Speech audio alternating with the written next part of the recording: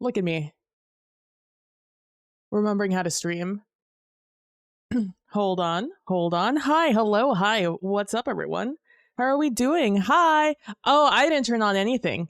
Oh, hey, I know how to stream. Smile.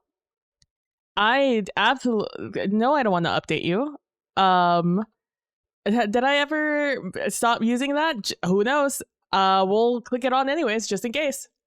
Kalino. Hey, Pope. Hi. Hello.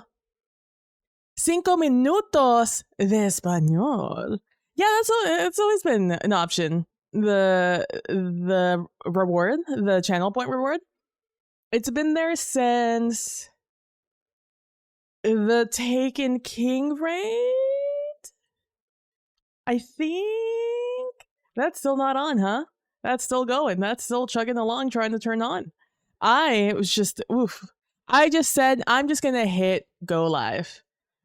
Because yesterday I was around and unbusy. Yesterday, dude, let me tell you. So remember in January when I had that sinus infection that really wrecked my life for like a month? Um, well, yesterday I was like all set and ready. I was ready to go. Like all day. I was like really feeling it. I was like, oh, I'm gonna stream. It's gonna be so good. And then I started feeling it, Mr. Krabs. My ear started hurting. And I talked about it before when I was younger in 8, 10, 9. I'd have to do the math. Hold on. It's okay. It was in 2001. I would have been 8 at the time ish. We had a catastrophic flood here in where I lived, and I had to wade through water. And if you ever have had to wade through flood water, it's very dirty. So you need to take a tetanus shot just to make sure you're okay. And so I took a tetanus shot, and it absolutely just hurt. It busted my ears, and ever since then, my ears have been just a little more like sensitive after they healed. So okay, so whenever there's like something is gonna hurt, it's gonna be my ears first. Anything like how like your head is just a terrible nerve central, and whenever like one thing hurts over here, it's actually like over here that hurts, or like it hurts here, or like this is what's wrong, but it actually hurts over here. That's what happened with my sinus infection, right? Well, my sinus infection I had like here. It was my cheek that really hurt, which makes sense. But my ear also started to feel something. But this time, I had my ear start to like be in pain, and I thought it was me. I thought I was getting like an ear infection, because I took a shower on the night it like dropped like 30 degrees, like. I mean, Sunday. It was Sunday. I took a shower at night, and the temperature dropped by like 30 degrees, and I had like my window open, and I was like, "Uh-oh, I fucked up." Yeah, everything is interconnected. Once you start dealing with this, everything is interconnected. And so again, I'd never dealt with sinus issues. I never have. This is the first year that it's ever happened to me.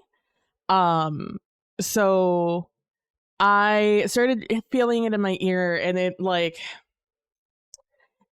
wasn't painful per se.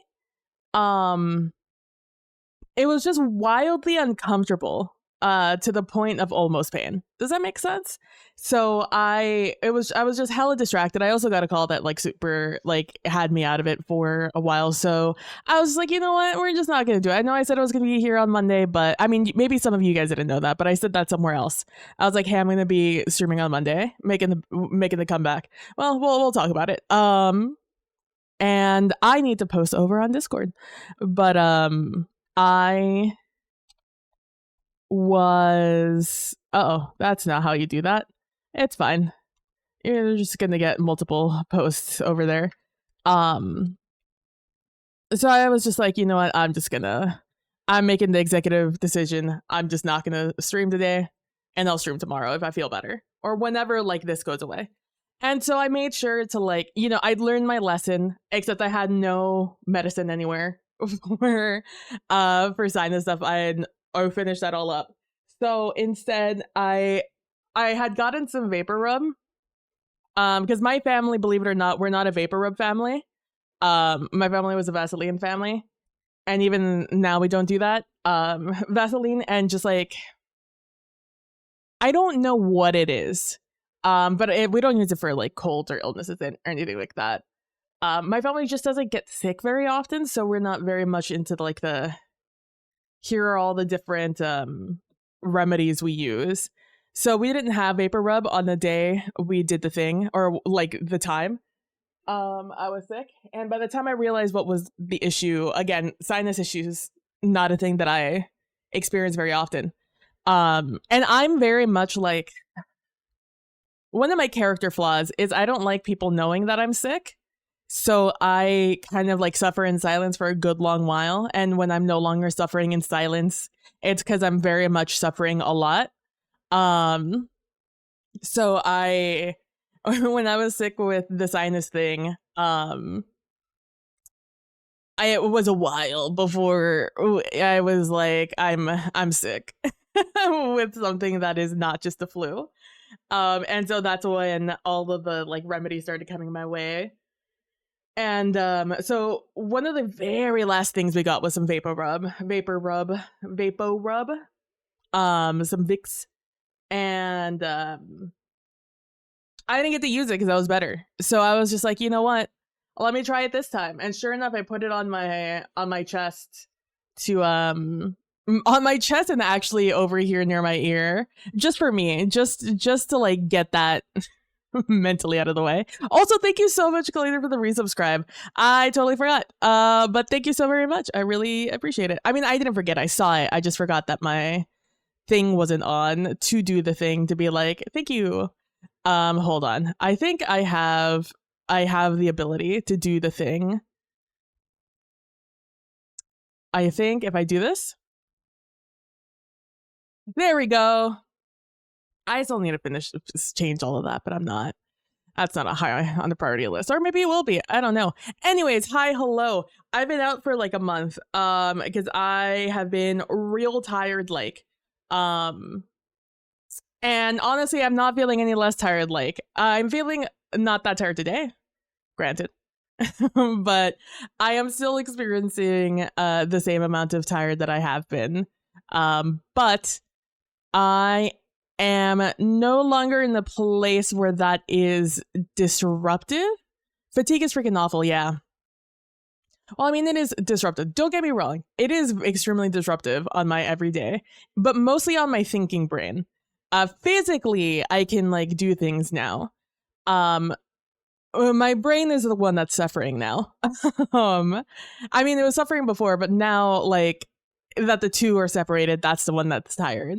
So I'm having trouble like getting back to people. I'm having trouble like reading through long things that I need to like keep in my brain. It's a time and it's a place. But luckily for us, I don't have to read and comprehend to be here. So that's why we're here today. And yeah, it's been a time. Yeah, so I am here. I am doing the thing, and I don't know what I'm going to do. It's another reason I didn't stream yesterday, or why it took me so long to start streaming. I actually felt fine earlier in the day. It was a thing that developed in the second half of the day. The sinus issue into my brain. I think it was like maybe an allergy. I don't know. I'm sure it's happening all over the country that the weather was like here and then it plunged. But like we were up here for a while. I remember specifically on Thursday, I was complaining to a friend who lives up in New York about how hot it was, that I was sweating. Because it was in the high 80s. It was like 87, 88. But again, I live in Houston and it had been up here long enough that the humidity had come back. When like there's been enough like northern air come by to like suppress the humidity. It takes a while for like the humidity to fight back and regain control of my city. And so it had regained control. So like 87 felt like, 90 in the 90s rather than 87 or lower. I don't know. Does it feel lower elsewhere? Been flexing 65 to 93 here. Yeah. I don't know what it dropped to. I know in the night it was like 40 something. Oh, on the night the ear thing, it dropped to like 40 something. I think it was 70 something. Like it had been dropping to 70 something at night here, and then I think it dropped to 40 something on the day it dropped, on the night it dropped. And then it just has increment. It's just literally been stair stepping upwards. It started off from in the 40s, and then next day it was in the 50s, and it was in the 60s. And actually, I think it stayed in like the 50s, 60s. I'm not actually 100% sure. I have decided to just stop looking at the at the weather. It makes me upset. I am just instead going to feel it. It's also been like raining a lot. It's been raining, not a lot, but more than it has been. So that makes it feel like a lot. So it's also been lower because of that. But aside from that, it's been fine. It's been good. You know, no issues. But yeah, it's been a time. I was gonna turn on some music and I completely forgot about it. I've been just staring at it at my Spotify as it's been open, and I just haven't hit anything. Hit the button. Do I not have a thing? All right, I'll look it up. It is ill. Dude, I don't know why. My PC's been so just like slow. I don't know what I did to it. I just turned it on this morning and it was slow. My phone has been a little slow too. What I have been doing, so what have I been doing in my time off? Of just doing essentially nothing. Time off makes it sound like I have been having fun. I have simply just been doing nothing. I've been really into my mobile game.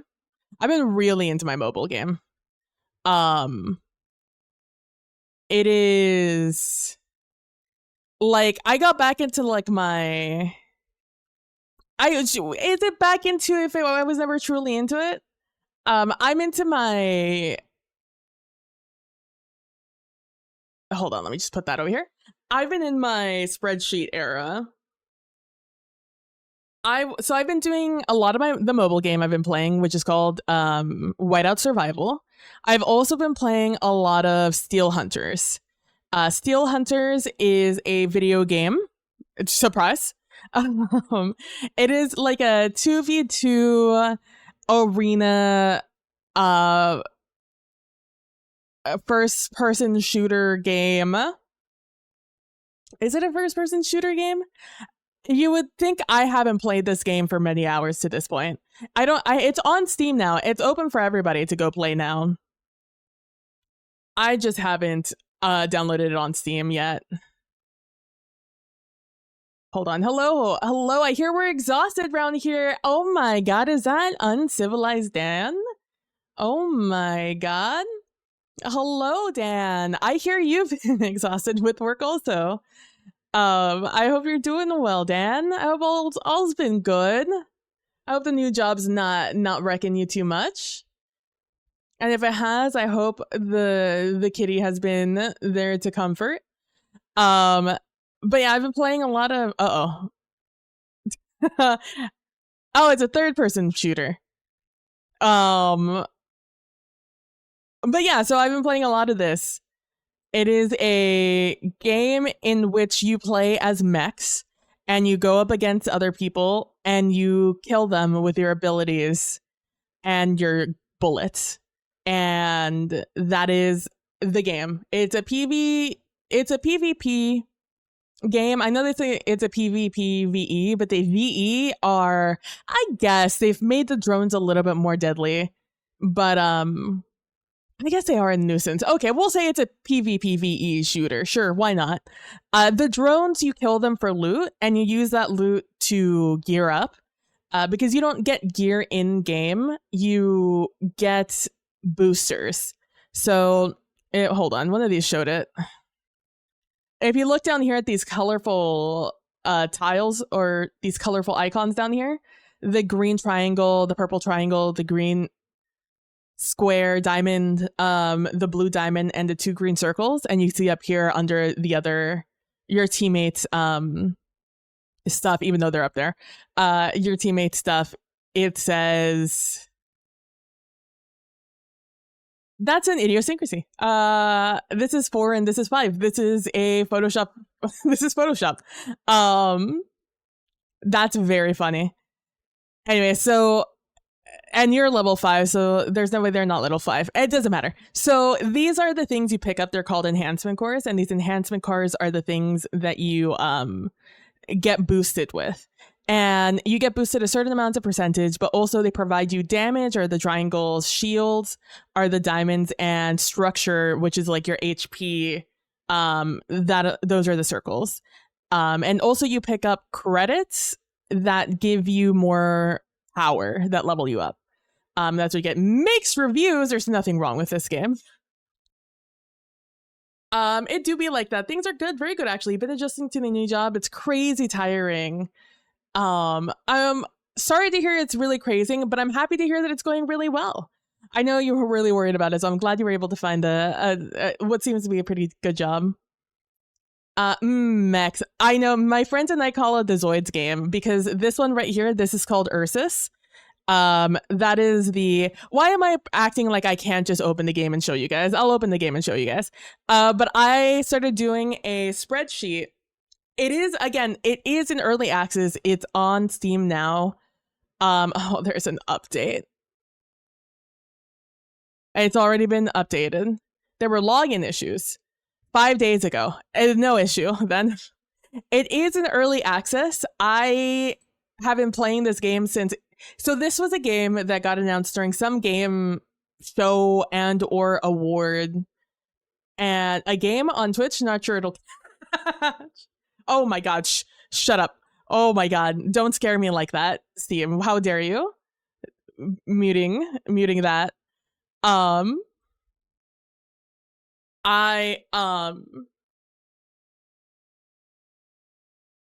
on, it's coming to me. Oh, why is that there? Boop. It'll come to me. Oh yeah, it dropped during some game award, some game show. I was streaming over on my friend Dylan's channel, Anarsis, twitch.tv/Anarsis, and he usually does, like, we'll sit there and we'll watch it with he'll sit there and watch it with friends, and I get invited because it's surprise for friends. And so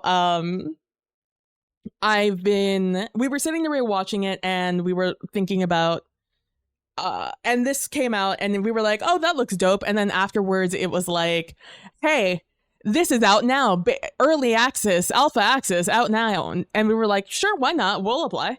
And we applied and we got in pretty quickly, and we've been playing ever since. So where's my Steel Hunters? There it is. I'm PB outside if you guys ever want to jump on. But it officially dropped in early access for everyone in early April, just a couple of days ago. Last week, I think it came out for sure. Yeah, last Tuesday. But this is, so we have several mechs. I've only unlocked half of them they wipe progress on all the alpha and beta testing that we did. I think there were 3 prior to this one coming out. And I'm just like speaking right in your ears. Let me lower myself a little bit. So there's a few of them. This is my main. It's Ursus. Ursus is like a tank, essentially. As you could tell, they are modeled after, maybe you can't. It's modeled after a bear. I'm wearing a specific skin that I got on the battle pass, because there's a battle pass right now. There is Weaver. Again, I'm wearing a special skin. This is what it looks like on the normal. Weaver is a little skittering guy, a little spider, I like to imagine it as, although they only have 4 legs.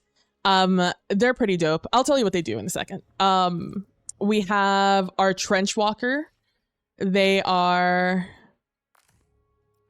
there are Optimus Prime looking ass guy. Our first humanoid that you guys have seen. Now I'm getting Battletech Mech Warrior flashbacks. 1000%. This definitely takes from a lot of guys.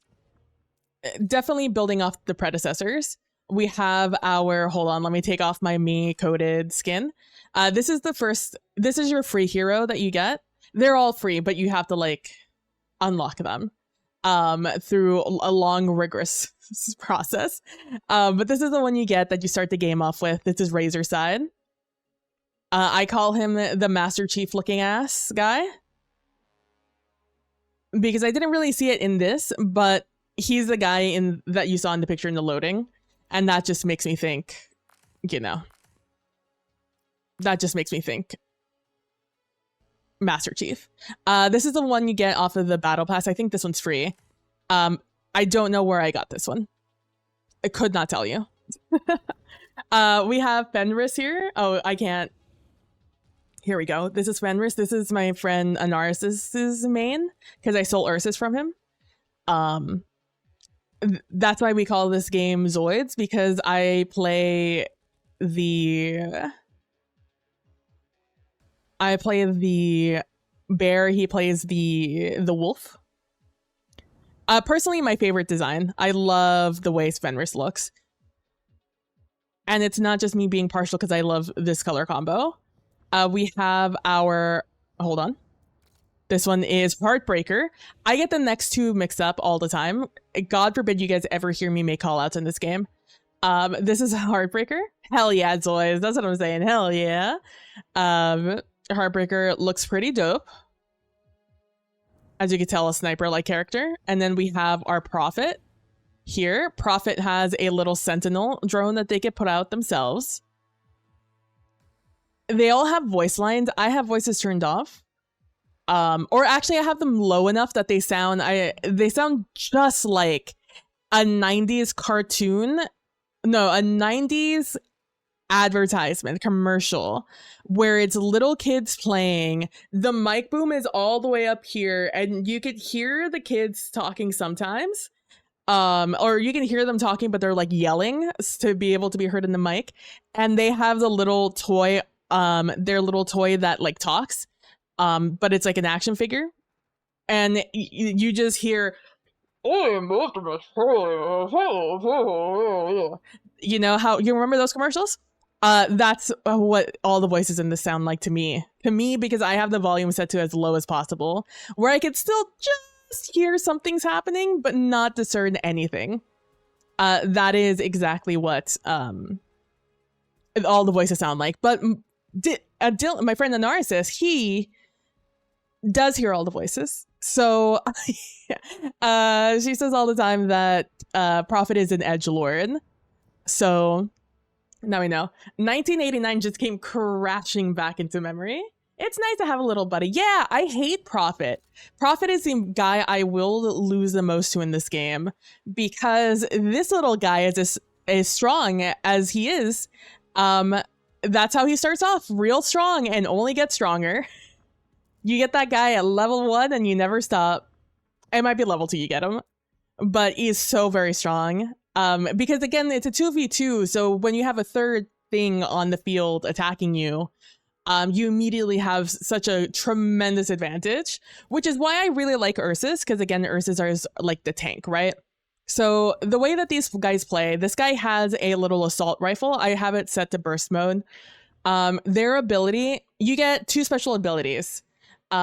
This guy's special abilities are shield recharge. So you have 2 charges of shield recharge. It'll bring back like a percentage of it. A pretty significant one. At level 1, it's basically your whole shield, if not exactly your whole shield. Then as your like second ability that you get later, you get a frag grenade that does a ton of damage.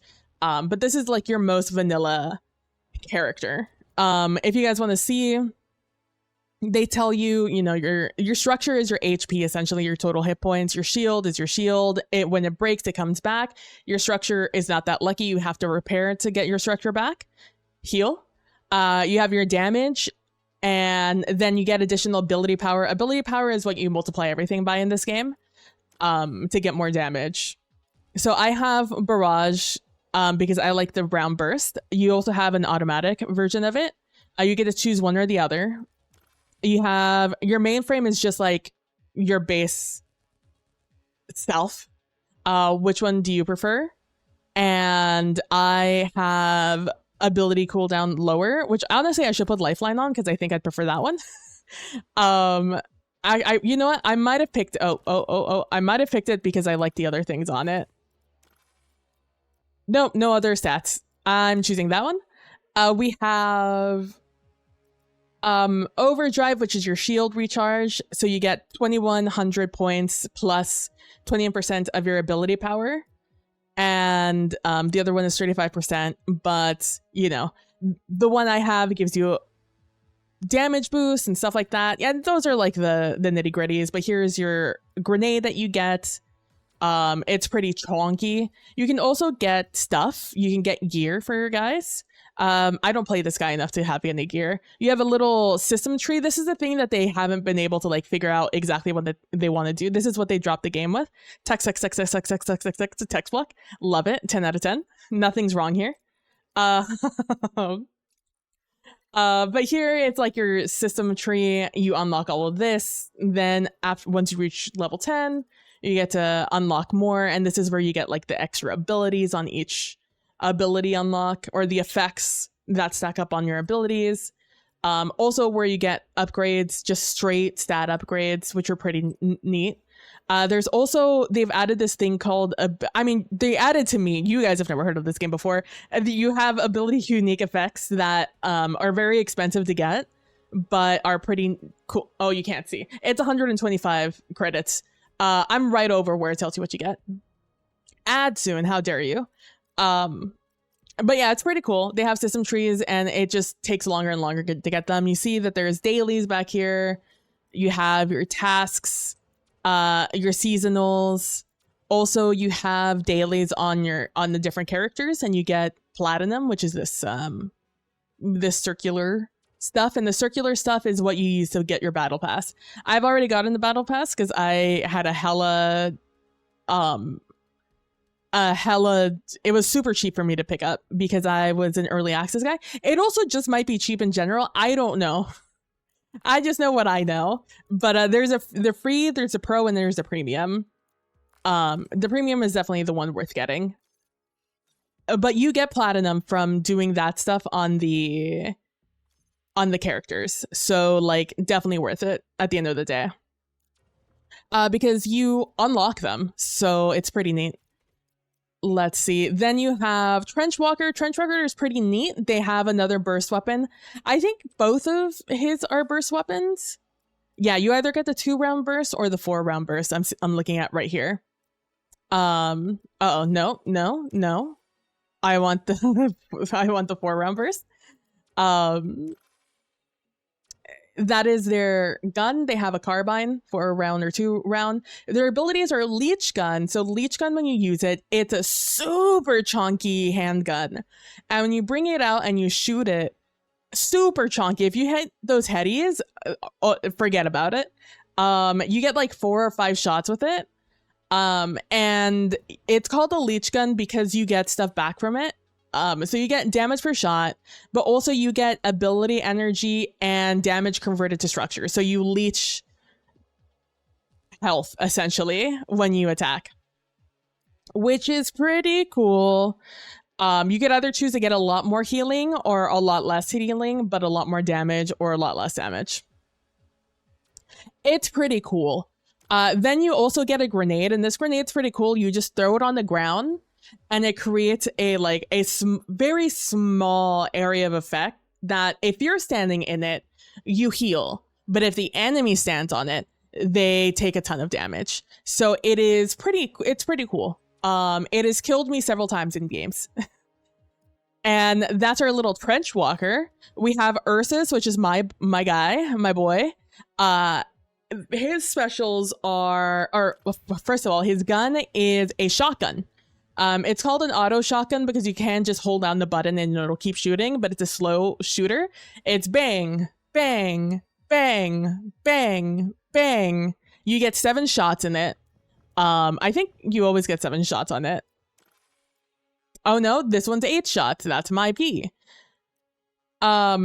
I like the one that stacks damage because I get to go faster. I also am constantly aiming down sights, so I love that I get buffs from aiming down sights as my effects. But yeah, so you see, oh, this one shoots faster than one that's 8 max, 2.7 rounds per second. Nice. The one I do is 1.8. And it's slow, but it's chunky. Yeah, gotta go fast. It is a chunky gun. And it is also a lot of these weapons you can kind of do from far away. This is not one you can like shoot things from far away. It'll hit them. It just is not going to do significant damage because the pellet spread is just too much. But your abilities on Ursus is you get glacial armor. So you get an extra, so you hit your ability button and you get this extra buff of ice armor, essentially. And it has its own bar of health and its own effects. So it's pretty cool. Eventually I'll get to the point where when it expires, it will it can do some cool stuff, but not yet. The cool stuff that I get is that it reduces damage that's incoming that's close to me, which is great because I want to be close to you. That's phenomenal. Please get closer to me. I love when enemies run up to me and start like damaging me because I'm like, yes, thank you so much for helping me in this situation. You did in fact have the advantage until you walk straight up to me. Now you're fucked because I do a crazy amount of damage if you're next to me. Then your second ability is Missile Barrage, and that brings up a HUD where you have a lock-on system. You lock on, and then you could start sending these missiles at the nearby enemy. But my favorite thing, and it's so cool, this isn't like an ability that has a cooldown. It does have a cooldown after you use it. It's like 8 seconds. It's 20 seconds. Which is a lot, but like compared to a lot of these other abilities, that's negligible. You could use I have used this like 2-3 times in a fight. The cool thing is that the amount of store charges you can use, so like charges are 6 missiles per charge, so you get up to 18 missiles per shot. The cool thing is that it charges through rage.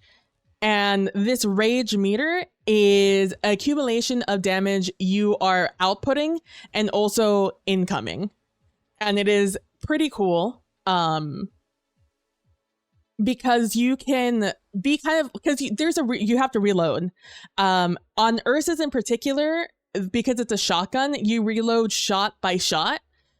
So it's nice because I could shoot, reload, shoot, reload, shoot, reload. So I never have like a long reload sequence to keep putting damage into you.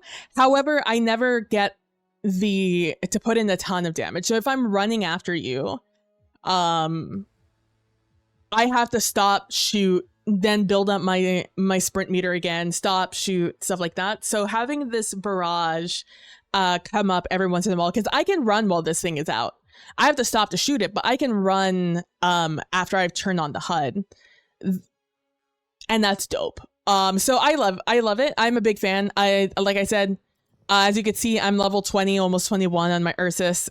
He's my favorite. He's my boy.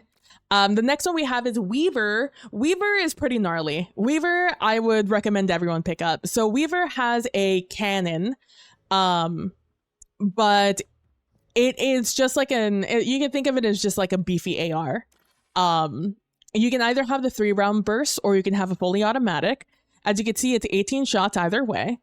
And the neat thing about Weaver is that they can put down an energy barrier. So an energy barrier is literally that. It's a barrier they put right in front of themselves, and it eats up damage. So long as you're not getting hit with AoE damage, you're fucking set, man. It's just, you sit behind that, and if they're not doing anything to push you, you just sit there and you just ping them.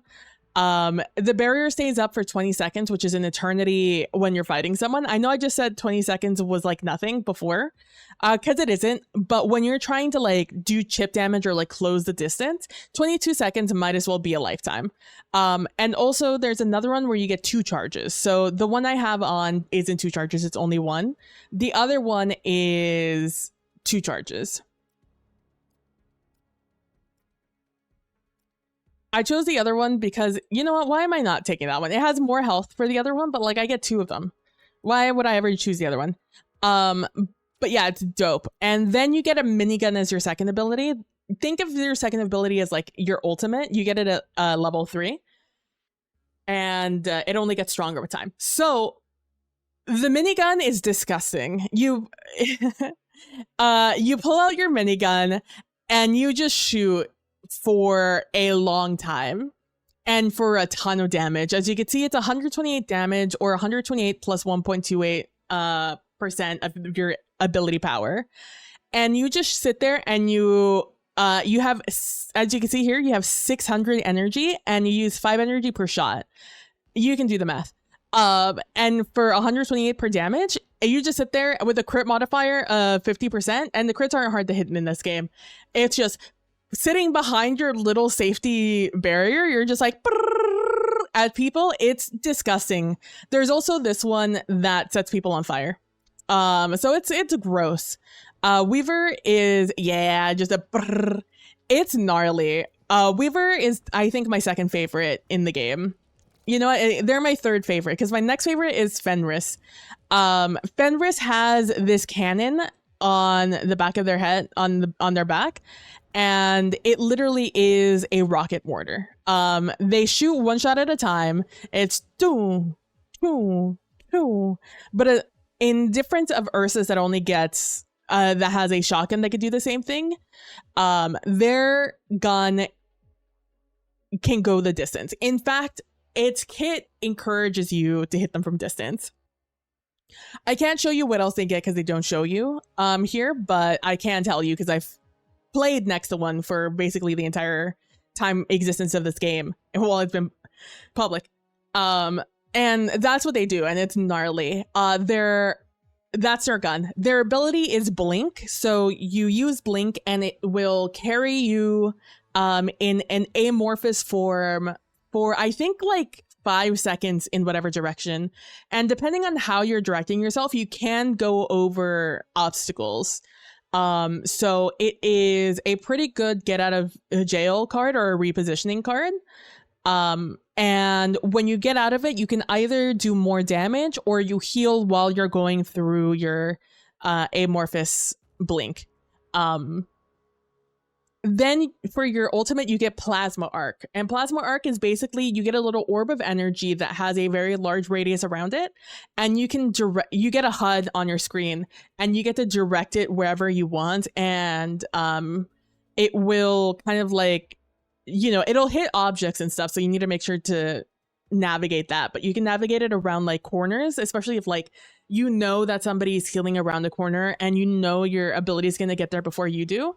You can put it there, or if you know you're going to be fighting in this enclosed spot, you can throw it down and fight in that spot and it'll do a ton of damage, and then it explodes when it's over and does a good chunk of damage. And that's your Fenris. Then you have Heartbreaker. A Heartbreaker is your sniper. So they have a weapon that shoots one shot long, and the way it shoots is you aim in, you get like the vignette, you get the like the scope essentially, and as you're aiming at something, the reticle gets smaller and smaller and smaller until it hits a certain spot, and then you can shoot them, and then you reload and you do the same thing. You have to wait for it to get lower and then you shoot them. You do a ton of damage though if you hit them, especially if you hit their crit. And you know, they are the sniper character. You want to be far away when you're fighting. Your first ability gives you just go invis for like a good while. It's like a solid 10 seconds you're invis. And I'm sure you get something when you get out of invis. I don't know. I'm not a I've never unlocked this character, so I've never played them. I don't know what they play like. And then their ulti is Sonar Pulse, which is essentially a UAV. They will just throw down the flash and boom, you'll be detected all around you. And the person that is playing against them will know they are detected when it happens. It pops up on your screen telling you are detected and this is how long you're detected for. That's Heartbreaker. And then you have Prophet. Prophet has a charge cannon, so another like long-ish range character, but in the same way as Fenris is, where they'll shoot you, and it takes less time for the shot. It's not as obnoxious as the shoo shoo shoo of the Heartbreaker. It's more in line of the Fenris that you just aim and shoot, kinda. The annoying thing about Fenris is that your shot, because it is a rocket, it does have arc to it, and the charge cannon does not. At least not to my knowledge. I feel like I've been consistently shot at by Sentinels or Prophets. So their abilities are the Sentinel drone, so it summons this little guy, and that little guy is a menace to society. So you can either call in like mortars that come down or rockets that come down, or you can it'll shoot at you just in general. It just will shoot at you with its bullets. It can, if it gets too close to you, it can lower your damage or make you more vulnerable, and it can explode on you. So that is something. There's also one where if you shoot it to kill it, it'll just insta regen and it gets a second life essentially, which that one's really annoying. And that's the one people use the most. The second ability is an airstrike, where it calls in an airstrike in a certain area, and it's really annoying. But yeah, those are the characters in the game. They're actually very neat. I do like them all. I think they all have a place in it. There are some that are weaker, I feel, than others. And some that are stronger than others. Prophet. But this little guy is my favorite. So I'll play against AI to just show you guys how it feels, and hopefully my computer doesn't die doing it. I've never thought about streaming this game. And hopefully I don't get a real person. Because you can get with other people in this mode. I've been testing a lot here, and I'll show you why here in a moment. But oh man, the game is great, by the way. The like lore of the game is great. There is like a huge war. We're no longer living on Earth. Our consciousnesses are inside these mechs essentially. And we're here for, I think, supplies. And we're very big, and the game is scaled that way. So you're going to see some cars on the ground, probably. That are AI. Oh, let's go. Just shooter AI. My frames aren't great, but that's fine. But so yeah, so these are the enhancement cores right here. You see I get 4% damage there, and these are your repair kits. You need those to repair. You have the big map here. You have supply pods, which are the green thing. That's what you want to go to in the beginning. These green things are green drones, these guys. And when you kill any drone in this game, you get stuff. Except these big drones, they attack you. And they hurt. Those are the credits. Those level me up. And these are your structure cores. And stuff like that. You'll see here, I have one bullet in the chamber. I'm going to shoot, reload, shoot, reload, shoot, reload, shoot, reload. It's gnarly. It's disgusting. I love it. The only bad thing about it is that it does take forever for me to reload. And because I am a shot-by-shot reloader, it means that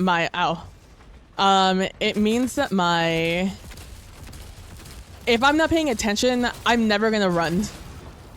I will never start running because I'm constantly... Uh-oh. Enemies. It's okay, it's just AI. I'm gonna wait for our stuff to drop. You can't pick up anything while people are shooting at you, but AI are dumb, so I'm unconcerned about it. Oh, it's a profit. You'll be able to see this profit here then.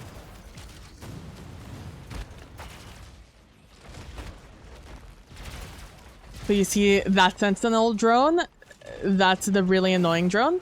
As you can see, it just dropped a bunch of rockets on me. Oh, this is a Fenris.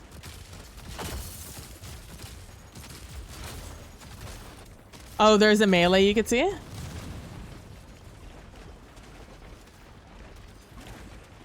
And this is the Prophet, as you can see. There's their little plasma cannon. And this is the missile barrage I was talking about.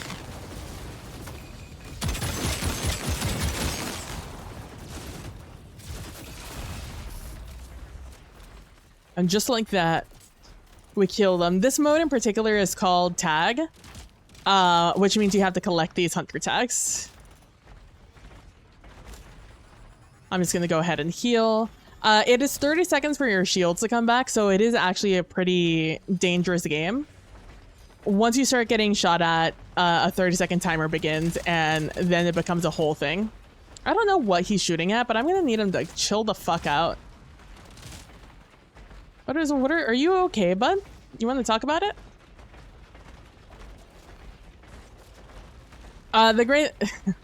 The one thing that's bad with this game right now is that, the melee is a little wonky sometimes. There's a little bit of desync between you. Oh, okay.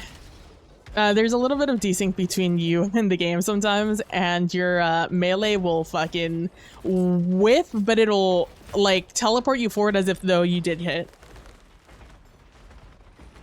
But yeah, so tag hunt means you kill guys and you pick up their tags.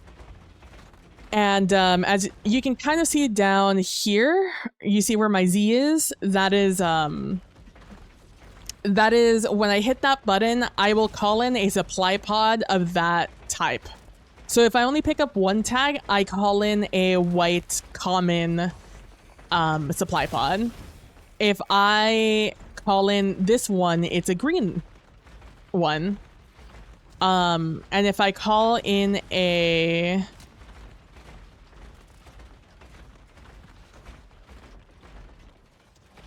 Interesting sound. If I kill another guy, I get the purple, and if I pick up 4, I get, I'm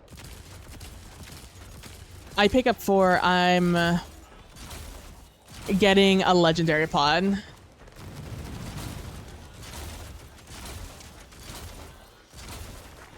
Rogue drones are really easy to deal with because they don't shoot you, they just throw down these missiles, but if these missiles hit you, they fucking hurt, brother. They are so painful. I've been doing a lot of testing. This is where the beginning of my spreadsheet era began. I was doing this without picking up enhancement cores, and my god. I also like that I have the little dashy thing. The little dash is a lot of fun to play with. It does take a while to reload your dashes, but when you get them, they're good. But yeah, I was playing without enhancement cores. It's surprisingly difficult to do well in the game, even against AI with no enhancement cores. But so this is a rogue drone zone, a hunting ground, and these rogue drones always give you good loot. That was not a rogue drone, that was a legendary boy who always drops you one of those special orange drops. And those are just special, like, buffs and abilities you get. This one in particular is a little shield that when you can go in and out of, but the enemy cannot. Uh-oh. The enemy cannot go through it. And you can also shoot through it, and the enemy cannot. So it's a good, like, way to get out of a bad situation. They can kill it with enough damage, but usually it's worth it to just like not deal with it. I'm gonna go kill this blue guy. I call them blueies. What just popped up is the extraction. So this is an extraction shooter game. You have to finish the game now. We have 3 minutes before this game ends. And it's be the first one to get there. I'm reloading my ammo, by the way. You could do this once every 100 and something seconds. But if you only like partially refill, the timer will reflect that. Oh yeah, so look at this. This is like real people size stuff. This is an actual sized truck and van and police car in like a building. But we're just very big. Also, it's destructible. You get to destroy a lot of the ground, which is a lot of fun because the jump is real fucky. I actually have no idea. Can you jump over these barriers? These barriers show up like midway through the game. Nope. Too tall. If you're a Fenris though, I can assure you you could straight up go over them. I like this map because over here it is I also love how weighty the game feels. Over here it's all open ground. So you could see from like here to all the way over there to like all the way over there and all the way over there and all the way over here. These are crates that you can find in the middle of the game. And they have their loot and stuff, which is fun. But let's get to extract before the game gets mad at us. This is again the game against AI, so like NBD. But this is a game I've been playing a bunch of. I don't like playing with randoms, so I never play this when I'm not playing it with a friend. Well, no one's here, so I get to tell you how this end room goes, usually.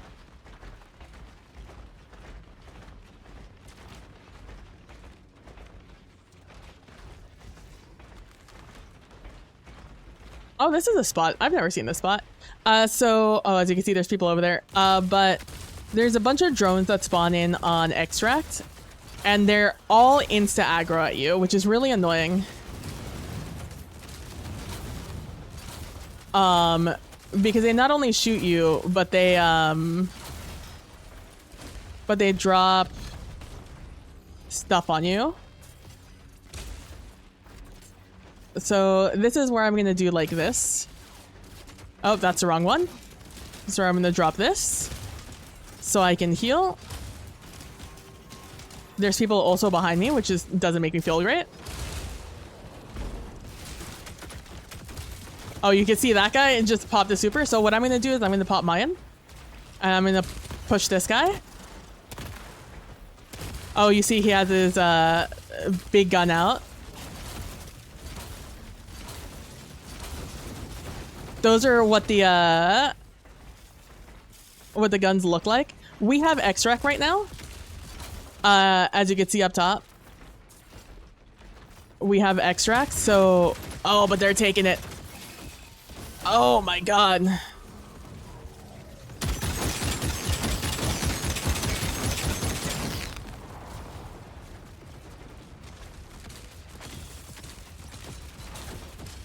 I lose? Smile? I win? Hi. Oh my god! Hello. I've been murdered.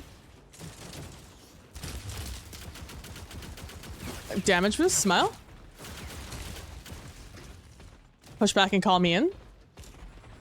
Thank you. Please stop getting shot. Smile. We're trying to win the game. No! We lost. That's my fault for not attacking that team first. Oh, we did win! Let's go. Built different. So that's the extraction. It is a ring that you have to stand on and capture the point. And then when other people come in, they like have to catch the point and stuff like that. Oh, you also have to hit the lobby. It won't like instantly take you out. My teammate got MVP. I got Headhunter because I killed 2 guys. But here you get this. These are your top performers. This shows you the XP you got, the credits, and the starfall you got, which is something else. And if you got any salvage crates, which is where you get gear from, you get that there. This will show you any objective that you finished. So here you can see I finished Achieve Any Battle title, which is great. My progress on Starfall, and this is like the details, you know, how many hunters did I kill, how many drones, what kind of drones, how many times did I revive or revive someone, how long did I survive, my total XP, you know, how much XP I got from everything. And then you have this screen. This screen you also see in game. Not to this detail, but you do see like this part of it. And you also see like the enhancement cores and stuff they all picked up. It's pretty fun. I very much have been enjoying it. There are some things I don't like, and it's mostly just the game mode. This is called Last Stand, and it's called Last Stand because you have to be at like the end to win and be the last one standing. You either are the last one standing or you're the one that extracts within that time period. It's like a solid like 15-20 minutes you can be in the game. I personally like Starfall Hunts. Starfall Hunts was my favorite mode, but that mode was in the alpha beta. So right now they're on Last Stand. They're still in early access. They're still trying stuff out. They even talked about like other modes that they're looking to bring in, and I think they also teased the next hero. It's pretty neat and all. And so I got into this because I got into this. I started doing a spreadsheet. Now, I'm sorry if you guys have spreadsheet trauma, because we're about to see a lot of spreadsheet in here. Also, so sorry it's all white. There's only so much I can do about it.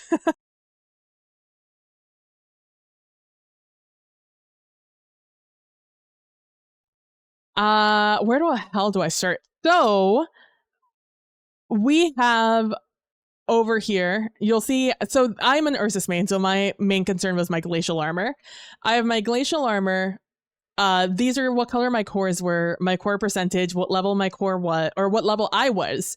The percentage ability power I get from my level. I got a piece of gear that gave me ability power. Then these are the equations. Once we get to those were the equations that you can see up here. So this is because I got this. I got a piece of gear that gave me ability power, and I didn't know what that meant because again, in the game, everything is based off of ability power. I get 8,500 armor HP plus 85% of my ability power. And I was like, well, if I get 196, it stands to reason I would get 85% of 196. So that's when I started trying stuff out, and the math didn't add up. So it became like what does this mean? So then we went into the patch notes because they just recently redid how ability power works in the game. And for ability power, you now get a percentage ability power from your cores. Every single color core, it goes white to red. Each one of those gives you a certain amount of core. So I believe purple gives you 5%. Then depending on what level you are, you get a certain amount of percentage. So at level 5, I got 40%. And then it stands to reason I would then add my gear power. So as you can see here, I have the original equation, 8,500 plus 85% ability power. So over here, I have that. I have 8,500 times my core. So, or times my core plus my level. So I take these two numbers, 40 and 30, add them together, I get 70%. Then I multiply that times 8,500. And then I add that to 8,500 to get my, I get my percentage like that. And then I add it to 8,500. And I got 14,450, which is not the amount I had in game, which was 14,616. So then I add it to this and I get, so over here, you see plus AP, I'm just adding my ability power here. And I get 14,646. Which is almost this number, but it's not that number. So then I come over here and I do a different equation in which I add the ability power gear that I get from my gear to my glacial armor, and that's not it either. And I'm like, well, then what? So then I come over here, follow me to this other sheet. I get this other sheet out and I am like, okay, what if I make this gear, my gear ability power, to percentage? Maybe they just wrote it incorrectly. This is the theory on the Discord. So I'm like, okay, let's put it in as a 1.96% gear ability power. And so I do the whole same thing. I have my 8,500 times my core plus level percentage. I get 14,450, which is still not 14,616, but that is to be expected because we haven't added the gear AP yet. So then I come over here and then I add our level percentage, our core percentage, and my gear ability power percentage. And then I multiply that all by 8,500 to get, because that's the equation, right? Like that's what it is in game. 85% of that. So it stands to reason that my 71.96% is my ability power. So I multiply 8,500 by that, and I add my 8,500, and I get almost that number, right? 14,616.6. Everything in this game rounds up, so this is actually wrong, but like maybe there's a rounding error somewhere around there, So then I do the same exact thing on the next one, and it's nowhere even close. We get 12,992. I get 14,021. That's not it. 11,518 compared to 10,848. That's not it either. These that are in red are empirical errors on my part. I wrote them in incorrectly, so discount those. But like that's not correct either, even if I did. And no other number comes close to it ever again. This forever is going to be my white whale right there. And I gave up on it. I did so much math, guys. I spent so much time going into those AI battles to get just a clean slate character. Over here, somewhere around here, I have my I have my runs where I picked up no enhancement course, and I had no gear on, and I just worked off of that. And yeah, right here, I did it here, and none of the numbers made any sense. I admire my ability to look at cool robot game and be inspired to do math about it. Thank you so much, Dan. Hey, Prax, welcome in. I'm talking about, you know what, that sums it up perfectly. We're talking about a cool mech game, and I am talking about the math behind what made me have a Menti bee, because nothing made sense. And you know what? Nothing still makes sense. I still don't know what ability power in this game. And you know what's funny is that they keep telling you to read the patch notes. And it's like, read the patch notes. Because it explains it all in the patch notes. And to be fair, it does explain a lot in the patch notes. Like it explains exactly what it is in the patch notes. Maybe somewhere in these maybe they don't show it in these patch notes. They show them in the actual patch notes.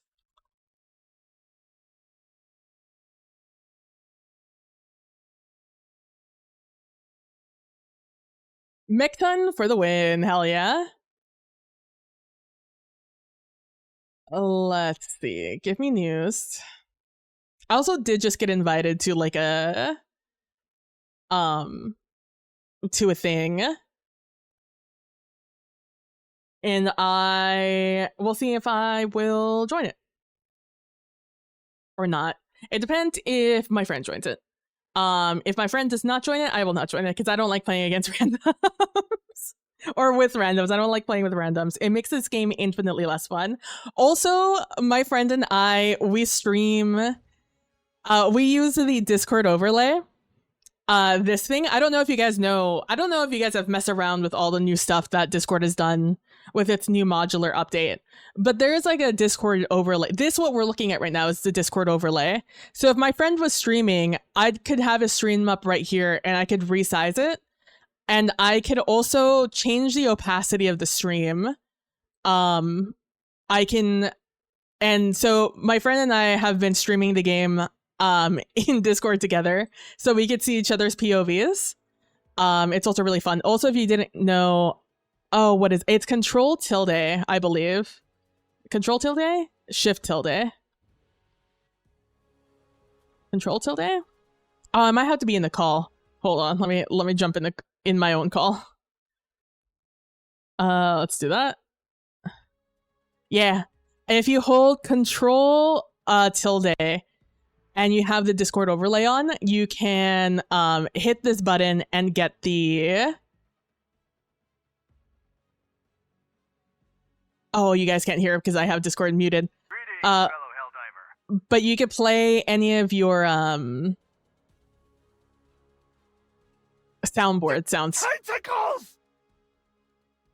I'm assuming these are all Helldiver stuff. I guess I must... Oh, it must be like that day of free Nitro you got. Hopefully that's not too loud for you guys. But you guys can do that with a new Discord overlay. Because we're not playing on... I'm not playing this on Steam. I don't have this game on Steam.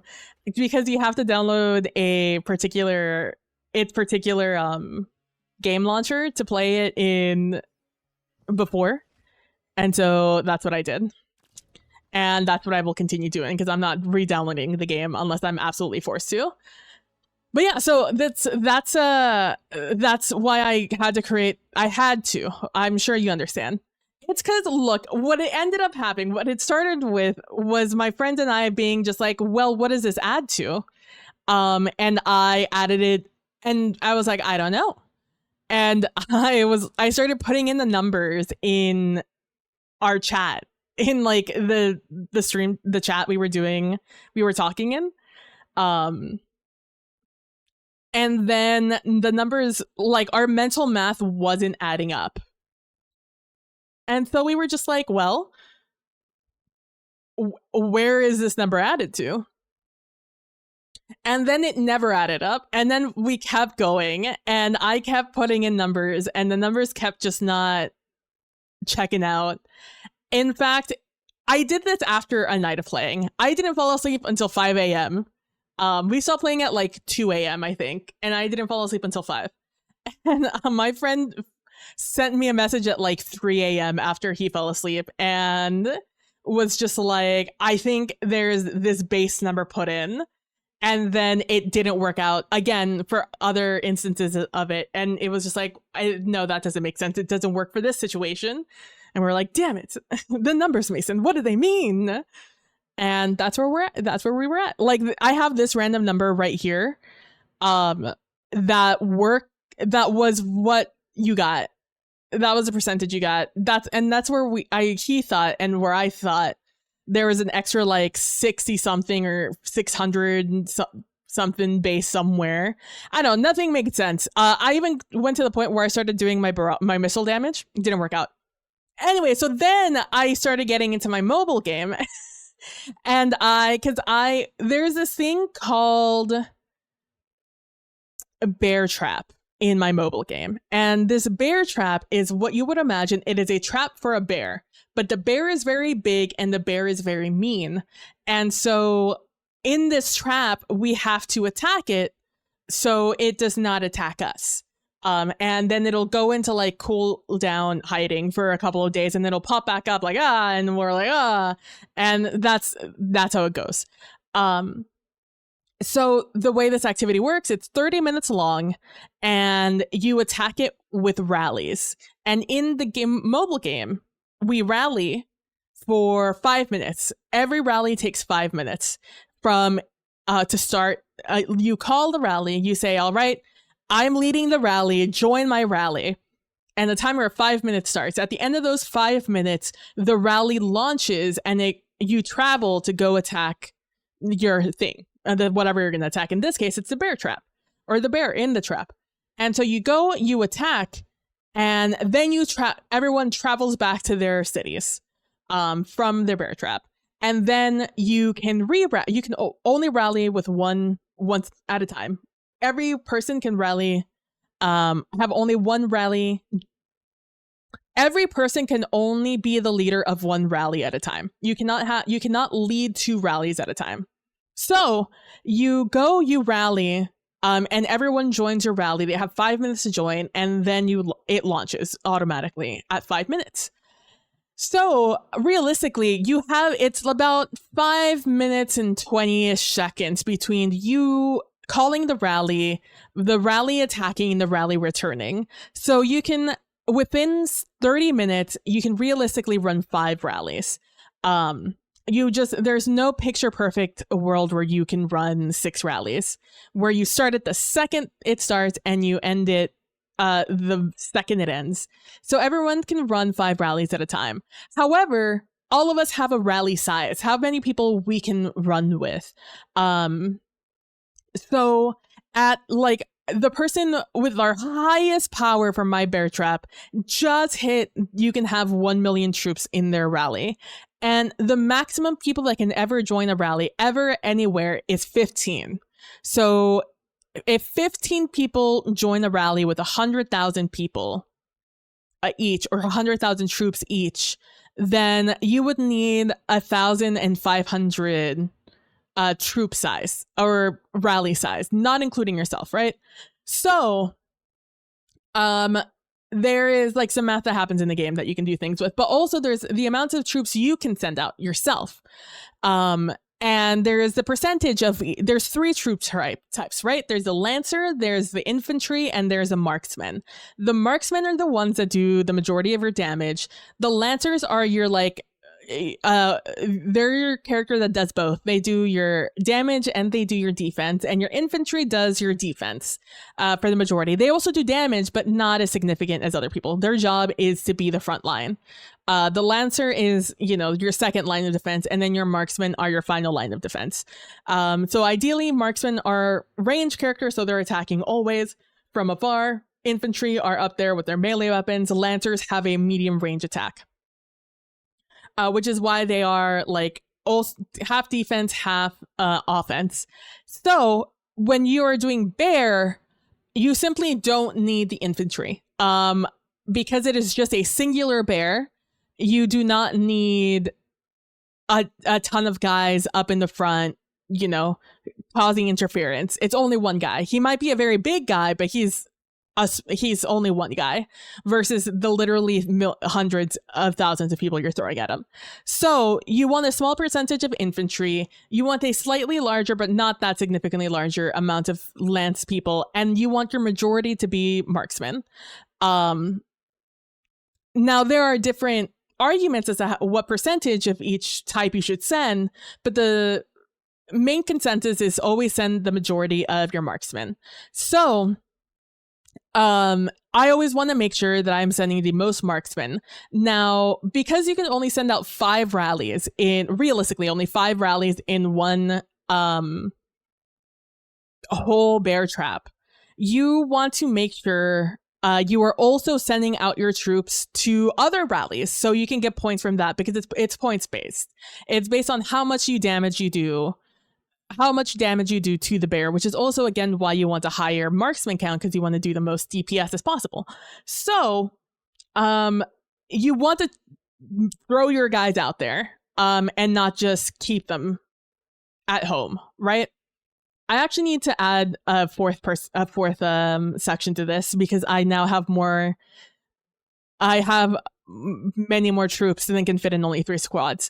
So in the game, your squad size is determined by your level and stuff, but also by the heroes that are inside your rally. You can have 3 heroes in your rallies, and depending on how powerful they are will influence how many troops they can carry. It's a negligible amount once you reach a certain level, but it's still significant and important for you to know.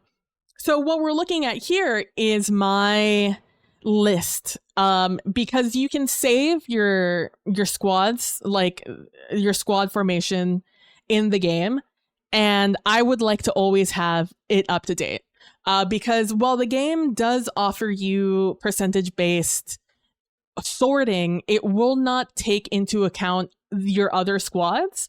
So if I always said, okay, I want 60 20 20 as my percentage on my on my troops, I would get 60, 20, 20 on my first character and on my first squad and maybe my second squad.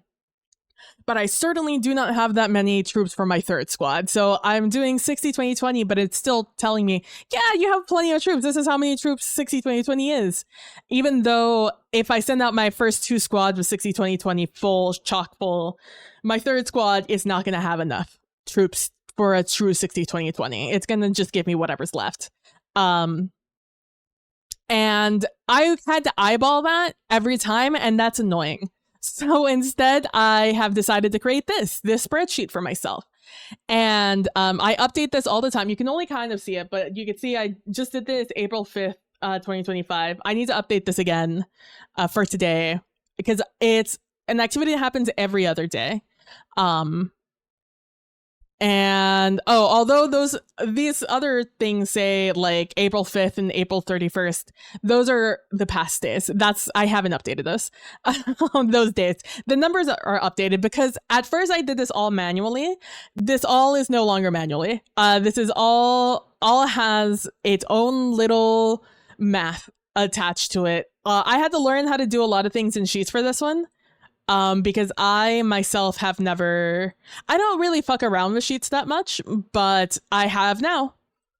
So I learned how to do minimum, this minimum command, learned how to do that because I have these numbers over here on the side and these are minusing, being subtracted by these numbers. So I can have so I can do the thing. So I know it's like, okay, this is my max amount of troops, right? In this count. So when I come over here, this number is based off of F4, which is based off of this. So this 60% is based off of this 140 troops. So I know that 60% of 140 is 70. Then over here, I know that 20% of 116 is 233. No, false. I know that this is the amount of troops I have in general, but this number is based off of this number, my squad size, because this is the amount of troops I can have in a squad. All of this is telling me how many troops I have available, which is more than enough. So 60% of 118 is 70%. 20% of 118 is 233. 20% is 23,000, which will equal, these three numbers will always equal 118,330 because that is my squad size. Now, however, when I come down here, that's just not true. If we look at our marksman number here, I had 140 to start with, but I just used 70,000. So when I subtract that, I have 69,000 now. Nice. And now I need to know what is 60%, or I have 69 available, while my size is 118. And realistically, that is about the same size as this, at 70,000. 69,000 is not equal to 70,000. So I had to do some mathy math. So it would choose the least of. So up here, this number is 60% of 118,000. However, I only have 69,562 troops available. Therefore, it is showing me that this is our ideal number, 70,974, but I only have 69,562 available, and that's the realistic number. So that is the minimum of the two. Because once I have more than 70,974 will be my minimum of the two numbers, and that's the number we want our math to go off of. So this chooses the minimum of the two, which is this number over here. And now the math that is done for these 20% is based off of this number. So it is based off of, 20% of, off of this number. So we divide this number by this number, and that tells me how many troops I have left, right? And then it takes how many troops I have left of that, and then it multiplies it by this 20%, and that's how I get these numbers. So again, 23,658 is my ideal number. However, because I did not have 70,000 troops, I had 69,000. I have more troops. I have more room in our squad now, so that is reflected in these numbers down below. And then I do the same thing over here, except I got tired. So, and I'm not there yet. As you can see, I have negative 1,412. Meaning I'm real close to being able to fill this, but I'm not. So I got lazy here and I just did 50% of this number, which is 118,000. And I just took 50% of that because that's realistically the number I'm going to use. Which is still more than I have here, which means I have to fill up a fourth squad, which I've been doing manually because I have been lazy to add a fourth squad here. But that was where I first started. Now, I did this. So if you guys have ever played a mobile game is... hold on.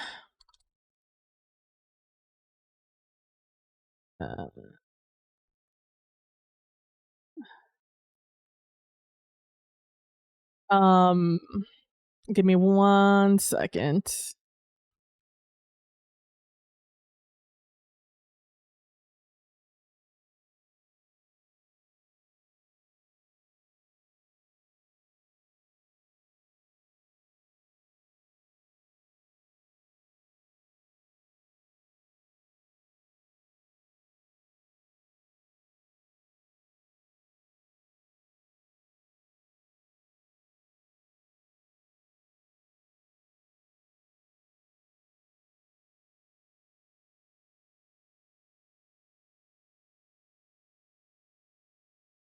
Okay. They just dropped. I don't know if you guys know this, but they just dropped the Helldivers board game. If you guys know Helldivers, the one where it's a bunch of guys in a black suit with a cape on, and you die a lot, and you go up again. It's very Star Troopers-esque. If you guys remember that game, you go up against Terminators, which are like insect-like, or like the bots that are robots that look a lot like Terminators at times. They are that they just dropped a board game, the Kickstarter or whatever. And so we I dropped in it for a bunch of friends that are interested in the game, and the thing that interested me the most about it is that they have a rule book out for it. So this is the Helldivers 2 game. I'll tell you about what I'm sure you're very interested to hear about my other other spreadsheet. They just dropped this board game. They announced that they were doing a board game, but they have officially dropped it now. You could pledge now. I have never heard of GameFound before, but GameFound is like the Kickstarter that they're using. It was officially like funded in 12 minutes, as it says up there. It's a full-fledged board game based off of the game Helldivers. It comes with all of these figures and all of the board game stuff, as you can see there. It's a 1 to 4 player game. It takes anywhere from 2 to 3 hours to play. It's about super democracy, as it should be. Then again, you have the training manual, which I'll hit there in a second so we could all read through it, because that's what I was most interested to see how it was going to play. It's $79, I believe, American. Although all the rewards are in euros, so interesting that they chose their official stuff to be in American dollars. But yeah, it shows all of that. And how much you're going to be saving from the full game in the future. These are all the things you get in it, including all of these minis. So you get your four Helldivers, all unpainted, by the way. Your well, mostly unpainted, right? Your 4 Helldivers. You have your Terminids. You will also, I believe, maybe have bots. I don't know. I'm not sure how they're doing this. Anyway, so you have all these Terminids. So you have one Stalker, one Brood Commander, one Hive Guard. You have 3 Terminate Hordes, so a Warrior, 2 Scavengers, and a Bile Spitter, which is this guy. You have a Shrieker, which is this guy. A Charger and a Bile Spewer, which is all very cool. You get 150 cards, 4 player boards, 14 Stratagem Standees, 444 plastic cubes, which I think is hilarious, 170 tokens, 11 tiles, 1 initiative board, 14 standee bases, 21 dice, and 1 reinforcement dial. Overall, I think this price is, especially $79, very affordable for what you're going to get in this. If nothing else, just for the minis, that's very affordable. Because they're not tiny, as we'll see here in the future. But yeah, so you have this, you have your stuff, you have all the examples of cards. There are 4 types of Helldiver you could be. There's the Captain, there's the Heavy, there's the Sniper, and there's the Pyro. And you could customize them, but that's what the minis are made for. Then there's your Terminate Horde. Oh, it's a Shrieker.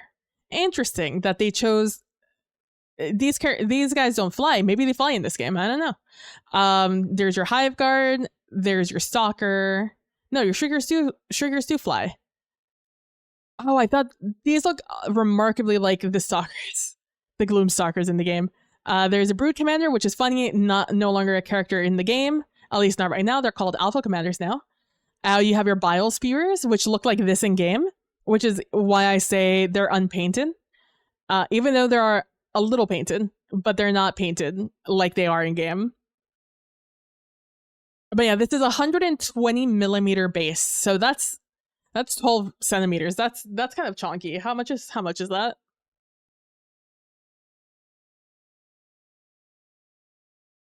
Right?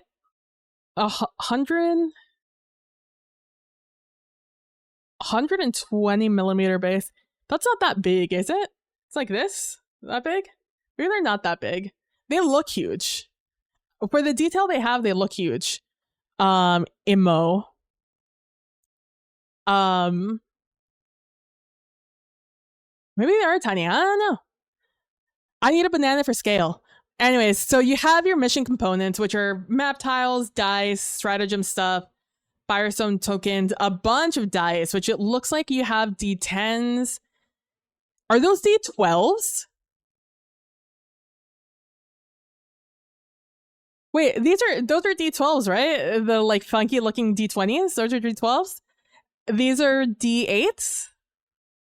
Yeah, 1, 2, 3, 4, and then 1, 2, 3, 4. D8s, D12s, D10s, and D6s. 5 of them each, right? 2, 5. Yeah, you get 5 of each, which isn't bad. A bunch of these little cardboard, what I'm assuming to be cardboard tokens. A bunch of these cards.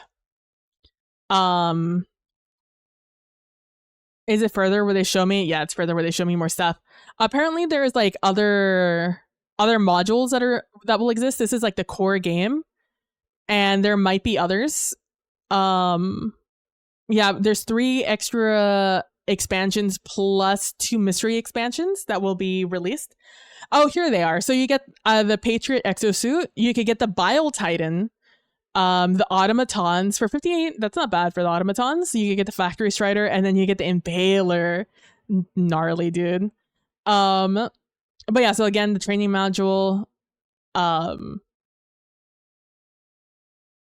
This is showing you like all the extract stuff, more about what the Captain, Heavy, Sniper, and the Pyro do for you.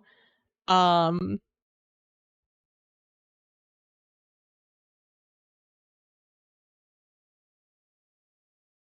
stuff like that. Showing you like what your missions are going to be, your mission cards. Wow. Thank you so much for the resub, Prax. Thank you so much. 13 months, sheesh. Just over a year. I really appreciate it, Prax. Thank you so much. Oh, there's a quick guide. There's a quick video on this. Oh, they are kind of tiny. They do look kind of cool, though.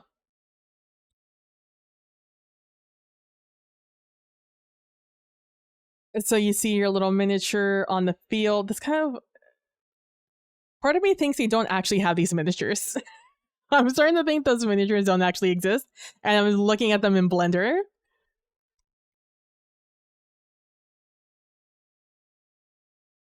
Oh, those are 1000% in Blender. I'm being edited.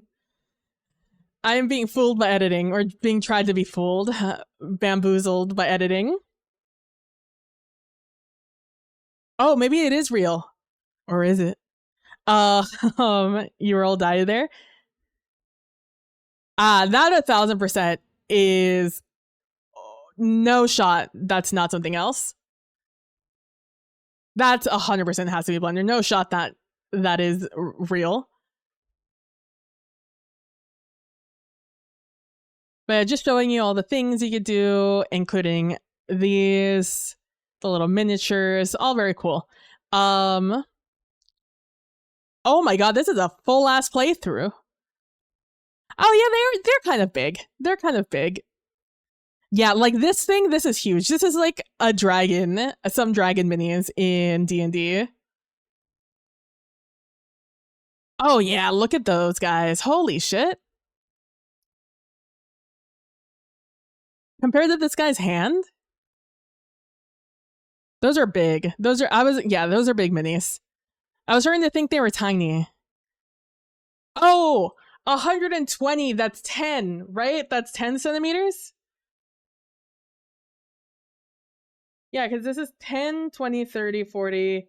I'm just the dumb one. I'm the dumb one. Yeah, the base is that big.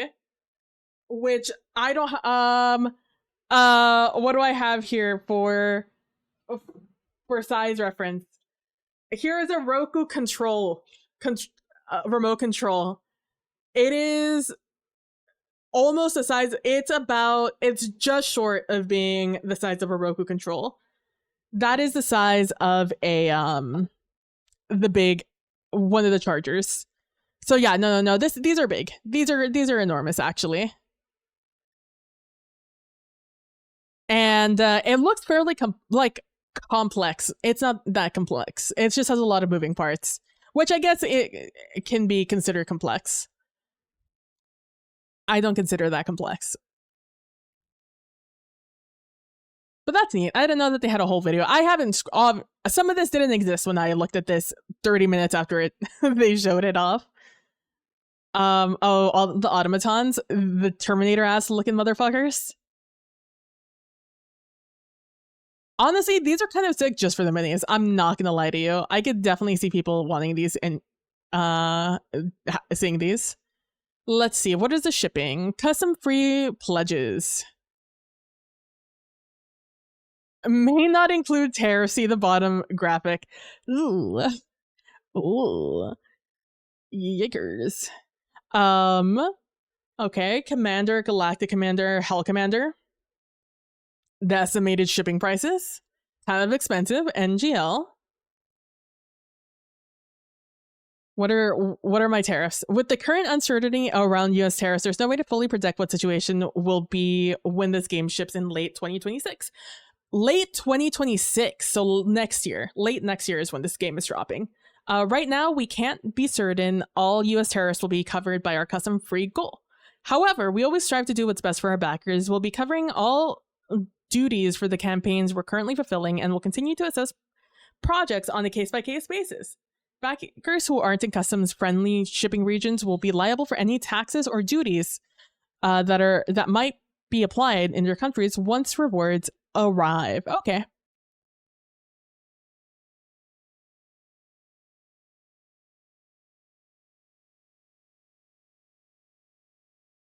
But yeah, so looking over here, they have dropped a demo rule book. And it looks pretty neat. Can you guys read this? Probably not. Let me also, is it this to turn that off? Nope. It's that to open it. Let me hide that to get a little bit more room. Hit that to get a little bit more room. Break that. So yeah, so up to 4 players take on the role of elite shock troopers, the valiant Helldivers, as they complete missions and fight off the enemies of democracy and protect their home, Super Earth. Helldivers win the game by selecting a mission and completing their objective. In doing so, they will collect medals by defeating enemies, completing sub-objectives, and successfully extracting from the war zone, which will determine their overall performance. Hold on, I just saw that this existed.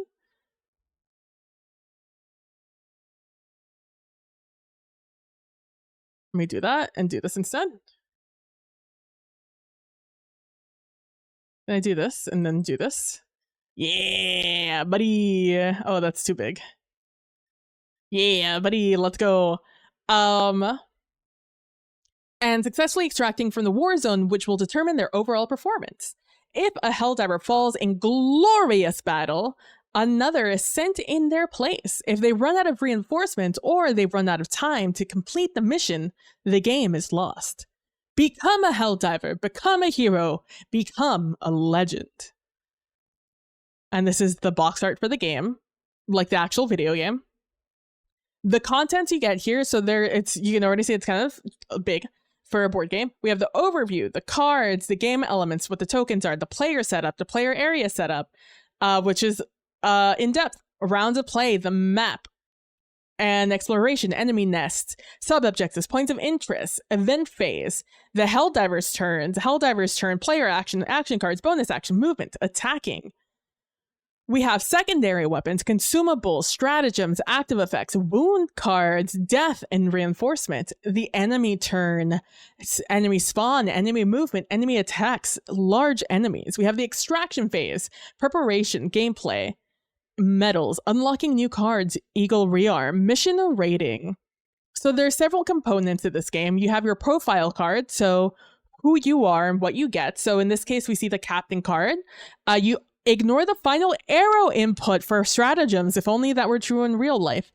You get the Liberator, which is a weapon, as your primary weapon. You get the Peacemaker as your secondary weapon. The Liberator being an AR, the Peacemaker being a fully automatic pistol.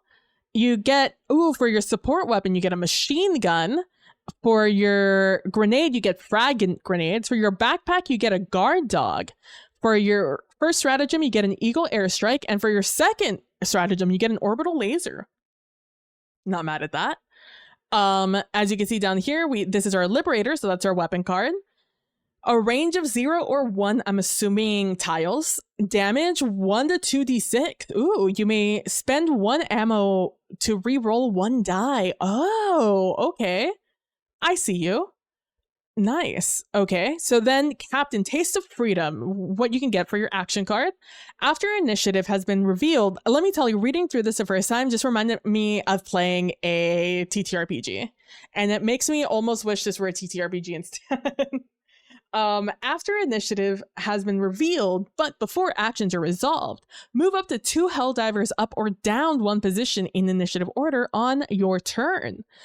Also, it reminds me a little bit of a TTRPG, a little bit of XCOM. That's, if I were to describe this game, that's what it would remind me of.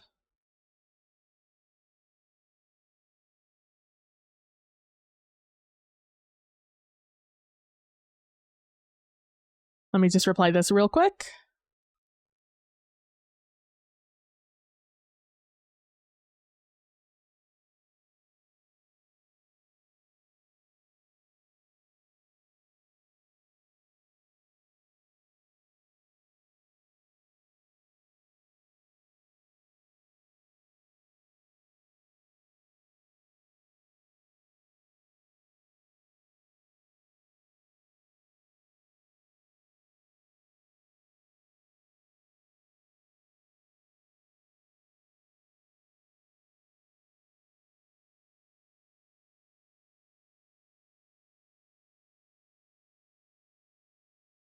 Okay.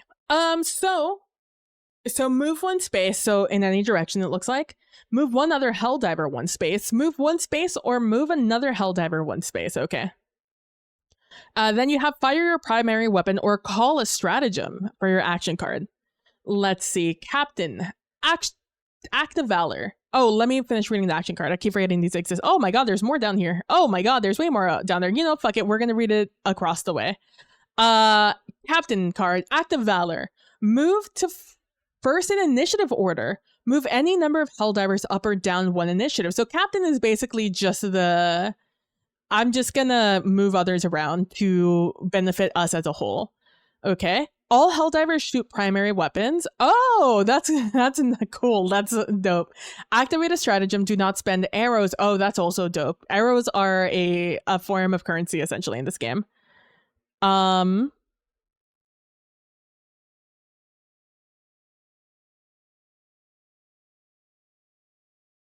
Let's see. Hold on. I'm gonna have to find where exactly I saw this.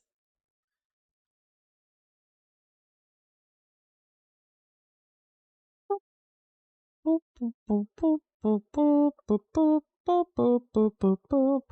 this where they talked about pledges? Was it up here? Nope, it was below this. It's like the last thing we read.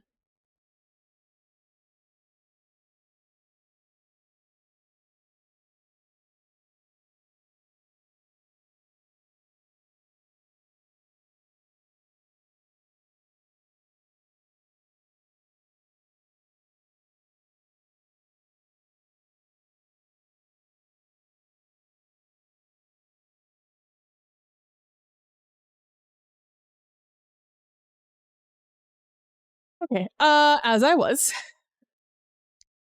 Let me do this. Oh no, that's the wrong button. Please let me go, uh-oh. Oh, that was the uh-oh. Okay, action card. Weapon cards, we already read Liberator. Let's wait for this guy to, okay, there we go. We have our other, our other action card, Reinforce. This is a good one. Reinforce all defeated Helldivers, reducing the reinforcement pool by that amount. Resolve attack against target space before placing reinforcements. I don't know why this is freaking out and not letting me do things. You see this? Uh-oh.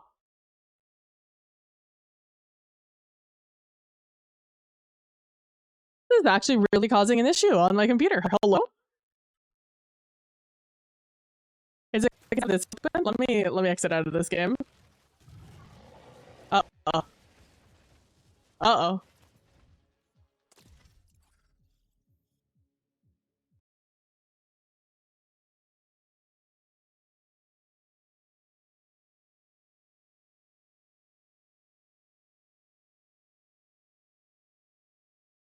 I'm just gonna go ahead and refresh this page. And close those while I'm there.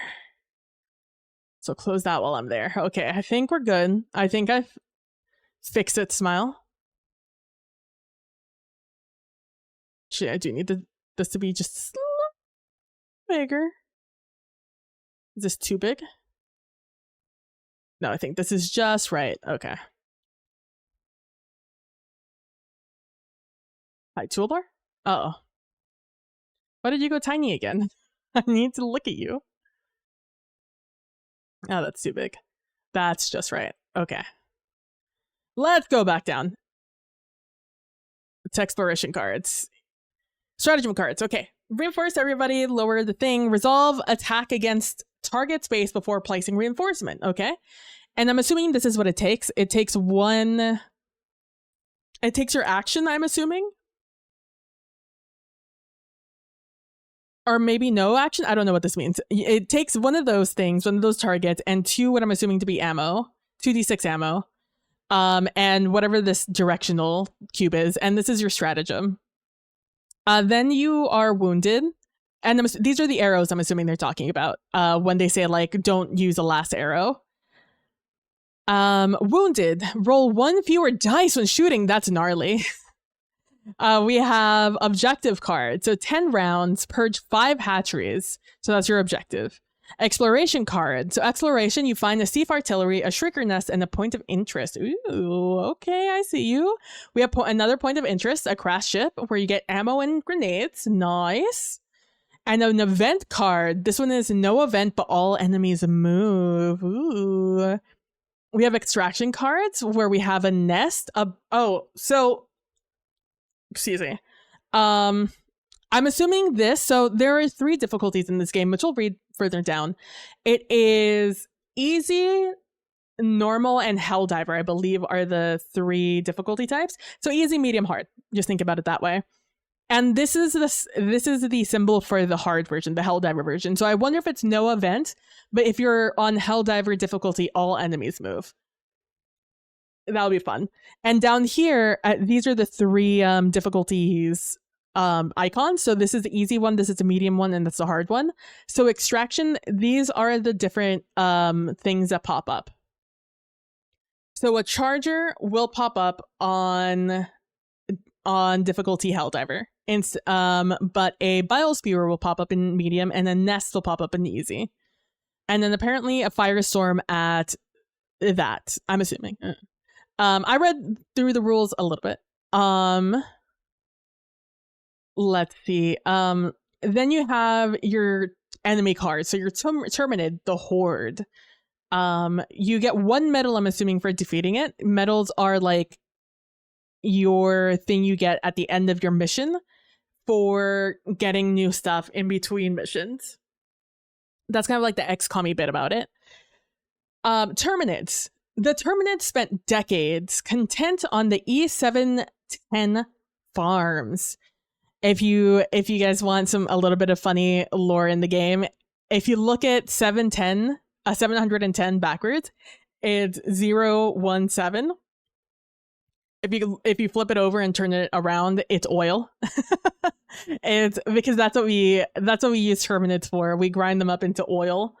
And so they're on oil farms. That's why the Terminids hate us. Just so you guys know. They are a hive mind. Now their most destructive instinct run rampant to the detriment of all.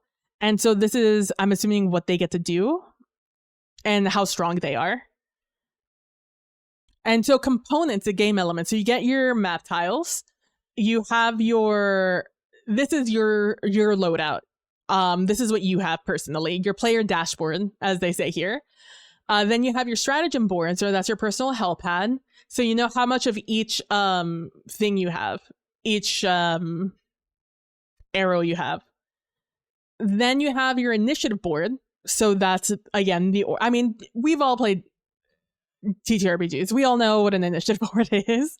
It's just the tracker, including like events and stuff like that. Or if you've played like for the King also has this little tracker. Baldur's Gate. This is not an uncommon thing to see in games.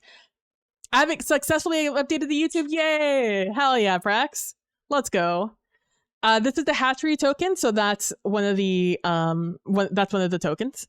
We have your sub objectives, so you have your Seef, your terminate broadcast, your upload module. I think that's what that's called. This is your radar tower. I think not radar. I think it's a radar. And this is your evacuate. Evacuates are a son of a bitch to do, so I'm not surprised to see that's all you need to do to get that done. These are your different enemies, your Terminid nest tokens. So who comes out of nests? When you roll nest, you, I'm assuming, pull from that deck. Then your stratagem tokens, your sentry tokens, your delay tokens. Oh, your reload token. So reload, stim, grenade token, resupply, point of interest, wound tokens, burning token, metal marker, activation token, most recent tile marker, extraction token, firestorm, hellbomb, spore spewer tower.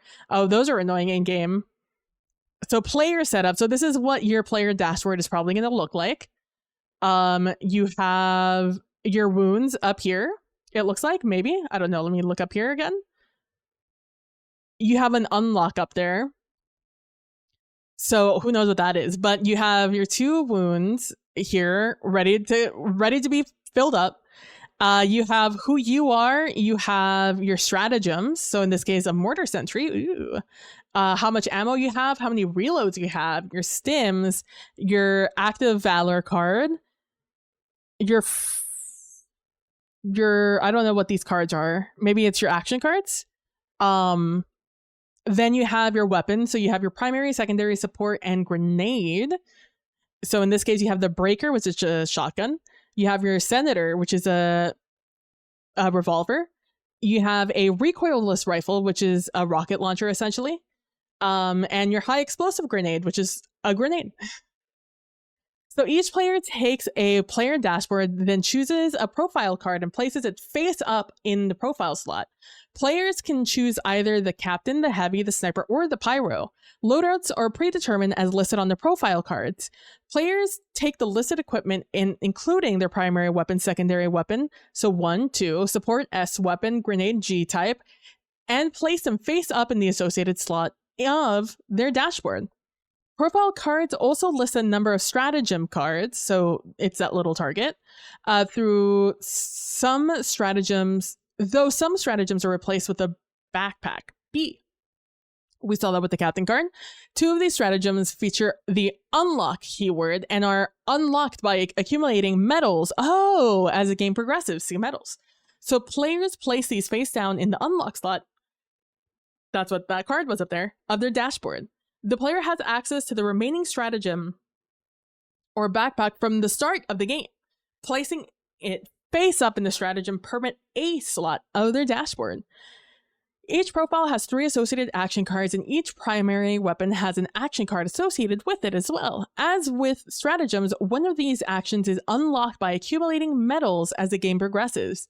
So, place it face down in the unlock slot of their dashboard with the locked stratagems. The player has access to the remaining actions from the start of the game, with these cards forming their hand. Each profile has an associated single Act of Valor card. Players place this card to the side of their dashboard. Players take their stratagem token. Let me tell you. Sorry, I remember I bought something and someone brought it to my room and they asked me what was in the box. And I was and then they laughed and they were like, so none of my business, right?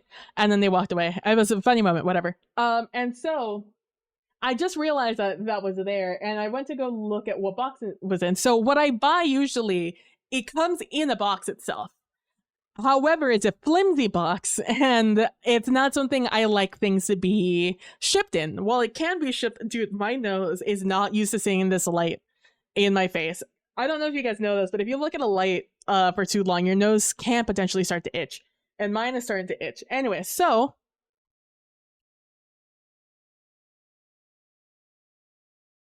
what my trick, I buy it on Amazon. So the thing that I buy it every month. I buy at least one of these a month. So I'm very accustomed to all the kind of states this flimsy box comes in. And I have been trying to figure out a way to get them to send it to me in a box and not in its original packaging. Because sometimes it's not even like wrapped up in film, like in plastic film. It's just raw dogging it out there, and I don't want that to be raw dogging it out there. So I am the thing that I have realized I can do is if I act it like it's a gift, if I press a gift and I write a note to myself so it looks like a gift, they will have to send it to me in a box so I can get the piece of paper that says it's a gift. And with the gift message in it. That has been my hack to get them to send me a fucking box and not send me a flimsy box just sent through the mail. So I just turned around to look at it it was on my mind and I just had to turn around and look and to make sure it was that. But it's been on my mind for like 2 pages. I just remembered it and I had to turn around and look at it. Anyways, now that I'm no longer distracted by what box are they talking about, players take the stratagem token, duration token, and 2 sentry tokens of their player color and place them next to their dashboard. Oh. Finally, players take a number of tokens and cubes and place them in the appropriate slots. Normally, 5 ammo cubes are placed in the ammunition slot, 2 reload tokens are placed in the reload slot, 1 stim token is placed in the stim slot, and 2 grenade tokens are placed in the slot on their grenade G card. The number of tokens the Helldriver starts with is their maximum number of that token type. Oh! Ooh, I am going to have a hard time remembering those if I ever play this game. Some profiles feature special rules that modify the number of tokens the player starts with, such as those of the sniper and the pyro. Oh.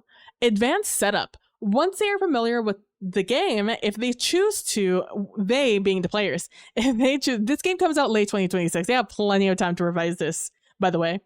If they choose to do so, players may freely select a primary 1 weapon, secondary 2 weapon, support S weapon, and grenade G type, as well as a starting stratagem and 2 unlockable stratagems, though action cards, active valor, and starting tokens, where's my Oxford comma, and starting tokens are still dictated by their chosen profile and primary weapon. I see. Dispense peace with the ultimate weaponry.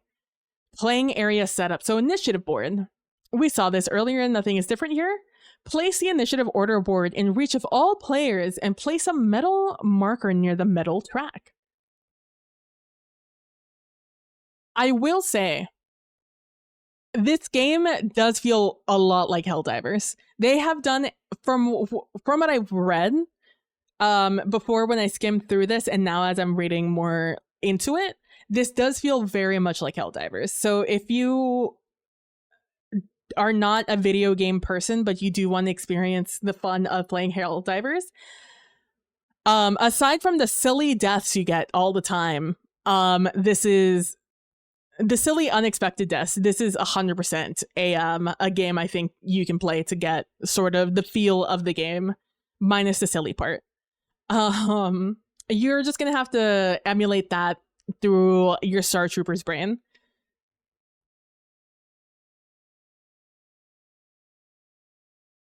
So, difficulty. Players now need to choose a difficulty level. The difficulty of the mission influences many aspects of the game, including the construction of certain decks during setup, the number of enemies that spawn during a mission, and how many reinforcements the players have available to them collectively. Reinforcements. The players start with a collective pool containing a number of reinforcements depending on their chosen difficulty level.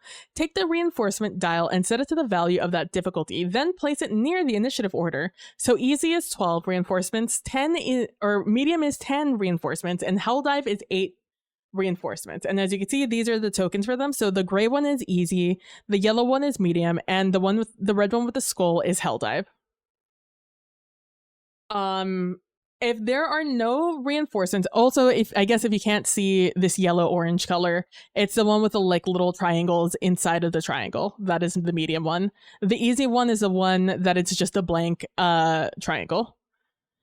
If there are no reinforcements left on the dial and the last Helldiver on the map dies, the mission is lost. See death and reinforcement. There's going to be an ad playing soon, but I don't have an ad. Something that shows me when the ads are playing. That's not it. Oh, it would be here, huh? It sure would be. Let me throw this up here so I can see when those are playing. Doesn't show me the ads playing yet, so I guess we can keep on keeping on until then. And then when the ad plays, I'm going to take a drink of water. Oh, I probably should have started over here. I always start up there because I have this super zoomed in. Stratagem board. Place the stratagem board below the initiative order board. Players take the 6 stratagem cubes of their player color and place them next to the stratagem board. These are less than 4. If there are less than 4 players, one of each direction arrow on the stratagem board is blocked off from use. Use colors of an inactive player color to cover the direction arrows in the final column. The ad started playing. I'm gonna take a drink. Actually, it's soda.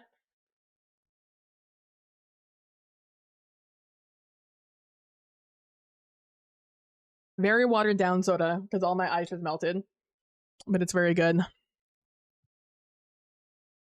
I will drink. Dr. Pepper is good no matter what. It's also the last of my Dr. Pepper, so like I'm sad about it. Dude, oh my god, one of my local shops, my local grocery stores, they have Dr. Pepper in a glass bottle. That's where it's at, man.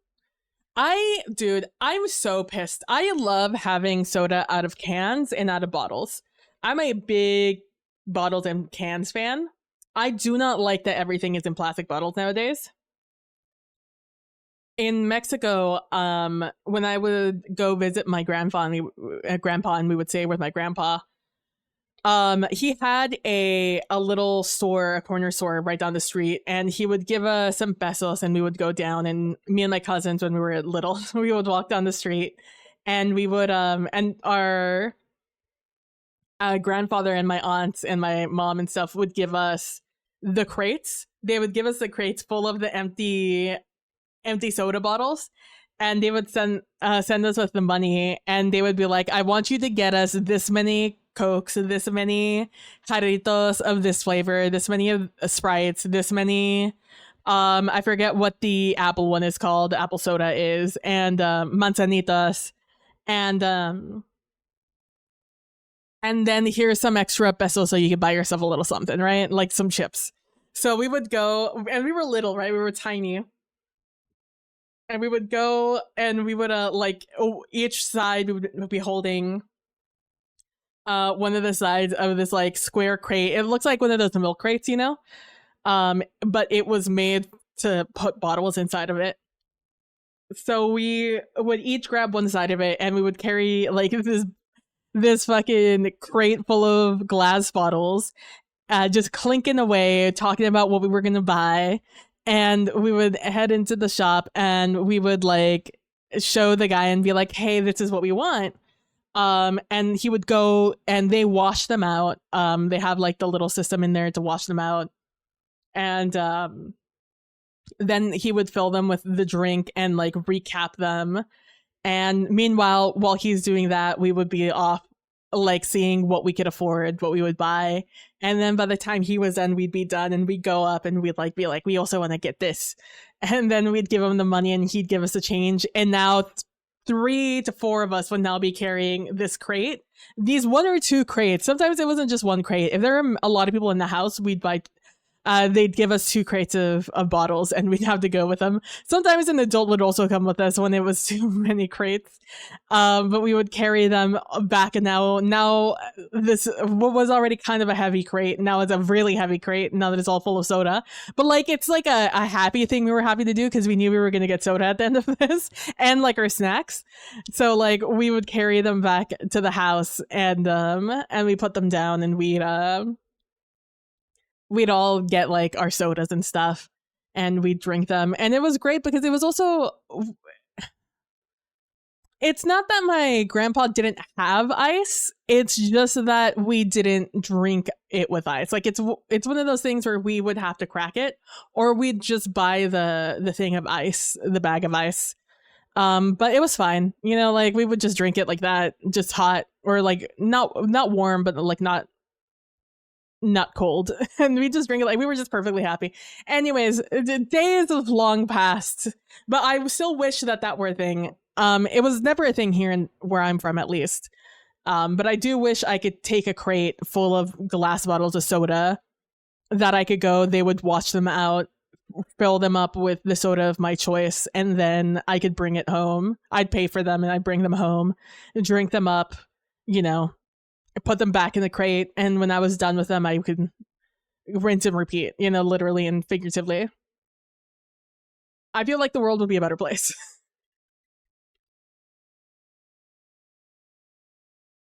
And a hell of a way to teach like collective responsibility.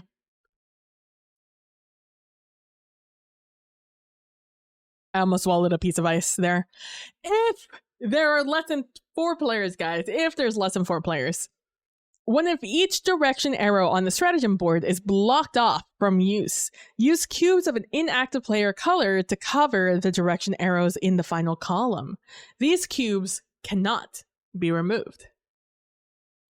Take the reinforce and resupply stratagem cards and place them next to the stratagem board. These squad stratagems are always available to players. Point of interest and support weapon decks. Take the point of interest cards and shuffle them together to create the point of interest deck. Then place it face down near the initiative board. Okay. Take any unused support S weapons and shuffle them together to create the support weapon deck. Then place it face down next to the point of interest deck. Okay. Wound deck. We already read this part because I skipped ahead. Wound deck. So base, easy, hell dive. Oh. Why is there no medium here? I guess you just... Make 10 base wound cards. If you are playing on easy or normal, take the 4 wound cards marked with the easy symbol. Ah, okay. Why would you just not do easy/medium? Whatever.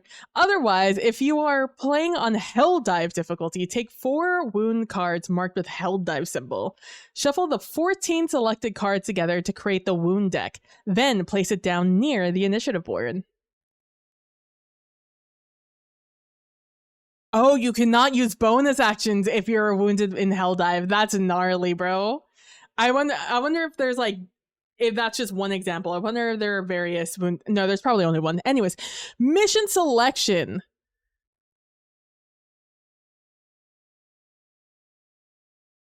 No. Fuck. Oh, fuck me. Why are you like this? Just...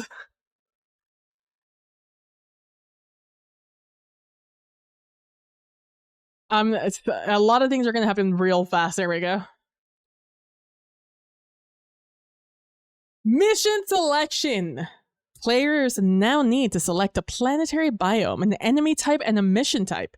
In this demo, only the desert biome terminid and purge hatchery missions are available. Biomes. Desert. Firestorm event. Firestorms may be spawned via event or extraction cards. When the firestorm is spawned or moves into a space, it deals 1 wound to all miniatures in that space. During each event phase, before resolving the event card, roll the modifier die to determine whether or not each firestorm would move and apply accordingly. If a firestorm moves off the map, it is discarded. More biomes coming soon. That's funny. Firestorms aren't in the game right now because people got mad at them. Terminid missions, purge hatcheries, duration 10 events. Oh. Hatcheries are destructible terrain with... This really makes me want to play For the King, by the way. Hatcheries are destructible terrain with 2 wounds, but these delicate structures do not require the use of explosive to damage them. They specify that because some things require explosives. If a hatchery would spawn in the same space as a nest, use the modifier die to determine a different space in which to spawn. See tides and location. Once 5 hatcheries are destroyed, begin the extraction phase. See extraction phase. More missions coming soon. Objective card and event deck. Each mission type will have an objective card with a goal and a mission duration, which indicates how to win and how many event cards must be included. Okay. Take the objective card for the chosen mission, then place it face up near the initiative order board. Take a number of event cards as shown on the objective card and shuffle them together to create the event deck, then place it face down in the event slot of the initiative order board. Exploration deck, tier 1, tier 2, tier 3. Oh, and it has a different amount of stars next to them. Nice. Exploration cards are divided into tiers 1 through 3. This can be determined by the number of stars found on the back of the card. Depending on your chosen difficulty, construct the exploration deck as follows. Easy. Take 1 tier 3 exploration card and add the tier 3 hatchery card.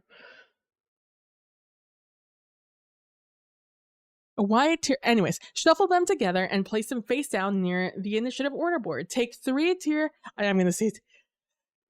Oh! Take 3 tier 2 exploration. I thought I wasn't going to sneeze, and then I did end up sneezing. Sorry for not meeting.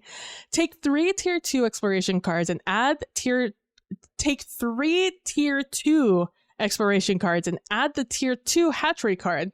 Shuffle them together and place them on top of the tier 3 cards. Okay.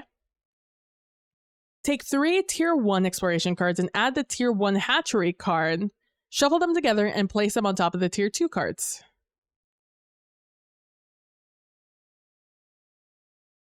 Okay. I get it. And then for medium, it's 2 tier 3s and 3 hatchery cards. Instead of only 1. And I'm assuming it's 2 2 3. Okay, so it's 1 3 3. 2 2 3, then 3 2 2.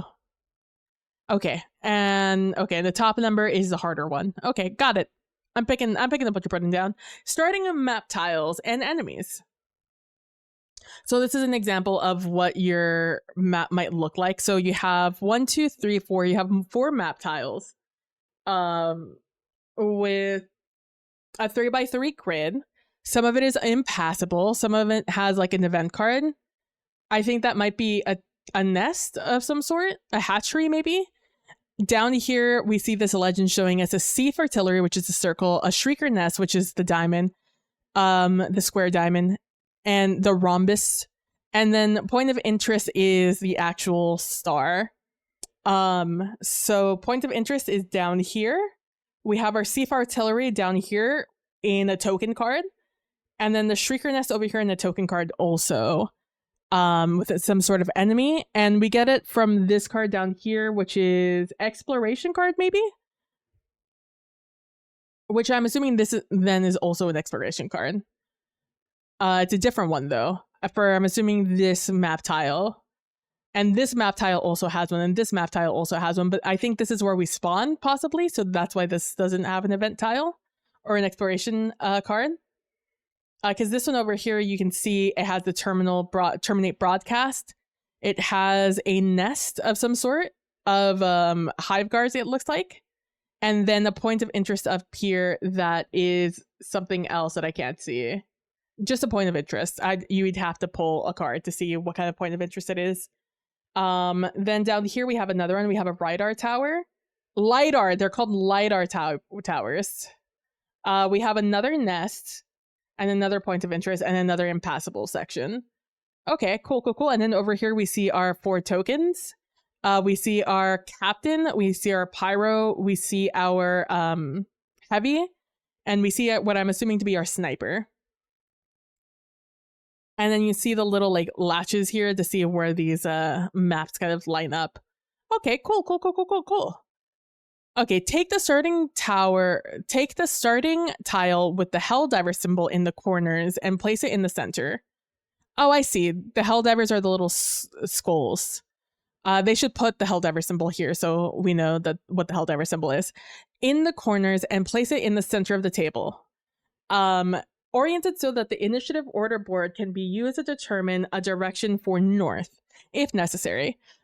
Place the most recent tile marker on the tile and place 1 enemy horde for the chosen enemy type in the center of the tile. Okay. Take the number of additional tiles for the chosen biome at random equal to 1 less than the number of players. Okay.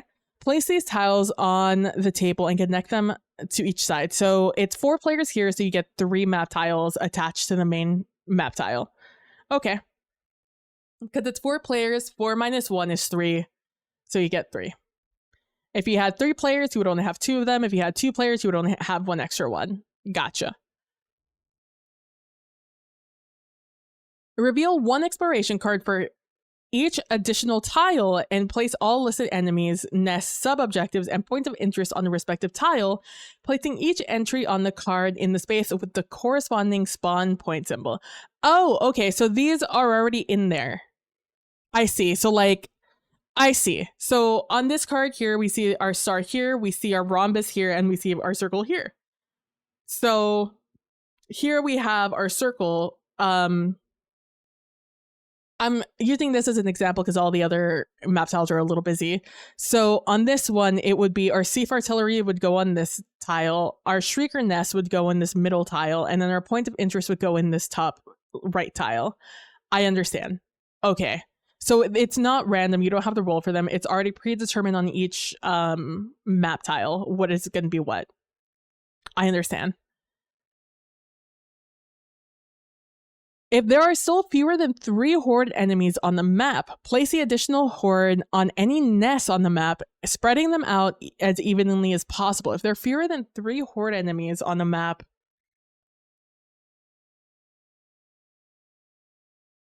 so if we don't get any horde enemies like these, you just place them on the nests. Okay.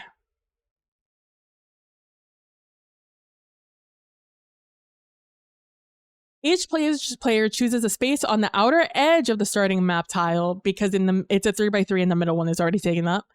and places their Helldiver in that space. They may share spaces with other Helldivers. Okay.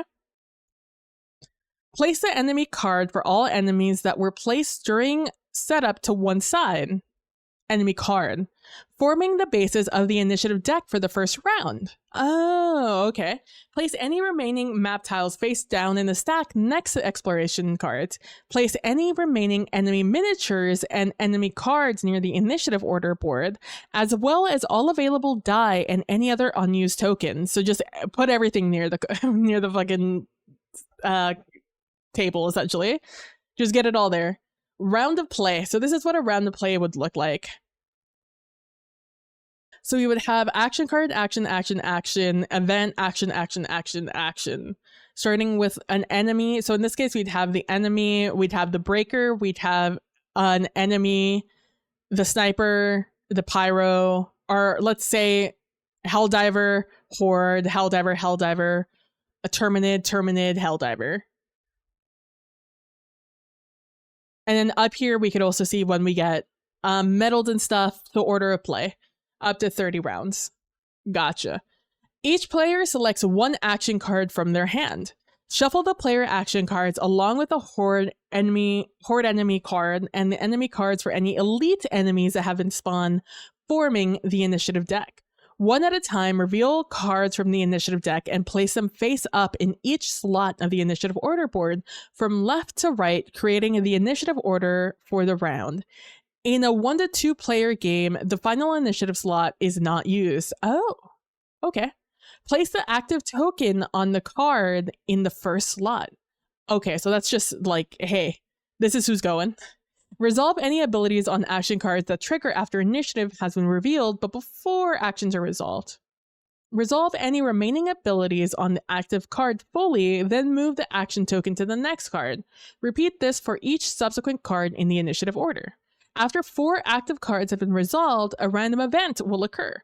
Resolve the event phase, then return to resolving the remaining actions, see event phase. Resolve any effects that occur at the end of the round, such as removing all cubes from the stratagem board and interactions with active effects. See active effects. Map. The map is made up of tiles, and each of these tiles is split into spaces.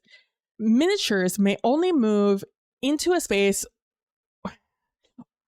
orthogonally adjacent to their current space, not diagonally. Hold on. Orthogonal.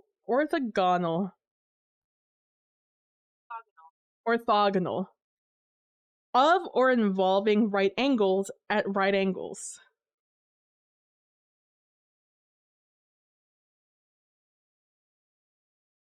Okay. So up, down, side, side. No diagonal. Understandable. I understand. Not diagonally.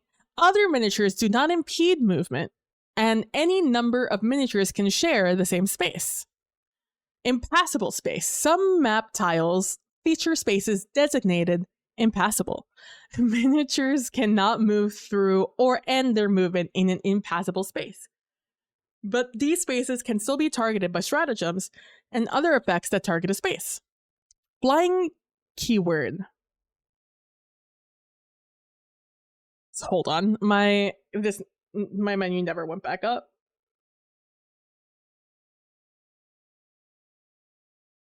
There we go. Dude, it's gonna be warm tomorrow. It's gonna be 80 degrees. Yikes. I mean, yay. Flying keyboard. Some backpacks might feature the flying keyword. Flying allows a miniature to move to the other side of spaces they otherwise couldn't. A flying movement allows a user to move through an impassable space as though it were a normal space, but only if they can end their movement on a space that is not considered impassable. Flying can be used to explore, but cannot result in the Helldiver leaving the map entirely. Exploration. Helldivers can explore outwards by moving off the edge of the map tile and into an area where a new one could be placed without overlapping another map tile. Tomorrow will be 40 Fahrenheit after being 70 last Thursday. Hey, that was me on Sunday. I think Sunday was a drop one that, yeah, it had to have been Sunday night. Sunday night, that was my Sunday night. It was 70. It was 80 that day. 70 at night, but it dropped to 40 at nighttime. Like early morning, it dropped. Early morning, like after midnight, it drops 40. I was talking about that because yesterday I was going to stream, but I had the beginnings of like a sinus issue that happened that was like killing my ear. And I thought it was an ear infection because I had my window open when it dropped because I had just taken a shower. But I like the cold, so I didn't mind it, but I should have maybe taken a little bit more into account that my hair was wet. And I was still like, you know, fresh out of a shower. And that's why I remember that's what happened. Because I was like, oh no, am I sick? Luckily I wasn't, thank God, knock on wood. Let's see. But I mean, yay to it not being hot. My friend was telling me a couple of weeks ago that it was super hot over in New York. And I was just like, yikes. And then she told me it was super cold in New York. And I was like, yikes. So I guess there's no winning. One is never happy. Let's see. Draw the top map tile and align one of its connection points with one of those on the previous map tile in such a way that it results in an adjacent space on which to place the Helldiver. In the instance where it is not possible to align the connection points on the previous tile and still provide a space for the Helldiver, simply place the tile in any way that fits. In any case, move the most recent tile marker to the new tile. Draw an exploration card to determine any enemy's nest sub-objectives and point of interest that spawn on it, placing each entry of the card in the space with the corresponding spawn point symbol. If the Helldiver has any movement remaining, continue the movement as normal. But yay, congratulations. Limited table space. As the Helldivers explores these vast biomes, you may find that there is no room to place a new map tile in a direction you wish to explore. Remove map tiles to create space if required, but there must always be at least 4 map tiles in the playing area. Let me tell you, I hate the up-down. No, so do I. I understand wholeheartedly. That has been, luckily, this like step up to it being warm again has been a literal staircase. It's gone up 5-10 degrees every day since it dropped on Sunday, which is not saying a lot because it just was Sunday. But I have been unhappy with it. I would rather it just stay one of the two, although I am delighted to still get a little bit of the cold before it just gets unbearably hot for the next like 7 months. So I say I hate it mostly just because my body doesn't like the up and down. But I'm delighted that it's still kind of cool. But yeah, so reading, I thought about this the last time I was reading this. I was thinking about, I can't ever remember the name of the game, but Trooper referenced it twice during my SOD game, my SOD game. What is it called? Shield of Darkness, Soldiers, something of Darkness, Seasons of Death. It was Seasons of Death for Nice Black Agents. And it's something Imperium, Twilight Imperium, maybe is what it was called. Apparently a very long-winded, large game, board game that takes a long time, a lot of commitment, and you must really love the people you play with to play that game, is how it's been described to me. And I think about it often, because I'm not a board game person. I've never played board games with people who like board games. So in exchange, I like to be, when I do something, I like to be fully committed to it. I'm not someone who can just kind of like play a game and let it be, you know? Like pick up a game and the game not be the main object of our interaction. Casual gaming. Like Trooper describes TTRPG, people who play TTRPGs that way, in like a beer and pretzel kind of way. I have a hard time playing any game as a beer and pretzel game. Unless it's like a scary game, because I would like to be the least amount invested into scary games as I possibly can. So in order to be the least amount of scared I possibly can.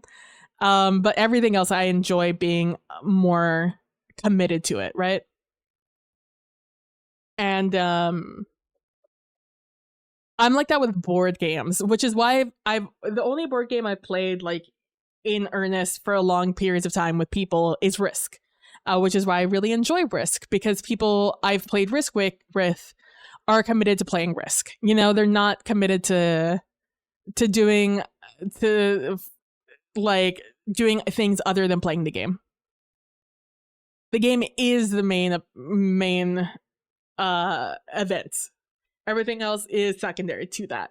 So, like, I think about games that dedicate a lot of space and a lot of time, and I've always thought, like, especially with my old friend groups, like, it wouldn't be fun to play it with them because they wouldn't commit to the game in the way I would want them to be committed to the game. And I do wonder what it would be like to play like a game like Twilight Imperium, whether I like it or not, who cares? But to play something that would require that much commitment, like to play that kind of game in one sitting, right? With people who are committed to it, who won't like just kind of get bored after like 10, 20, 30 minutes and be able to sit down and play like a 3 to 5 hour game. Or in that case, like a fucking 24-hour game, a whole weekend dedicated to playing that game. But that's what when I keep reading this limited table space part, I keep thinking about it. But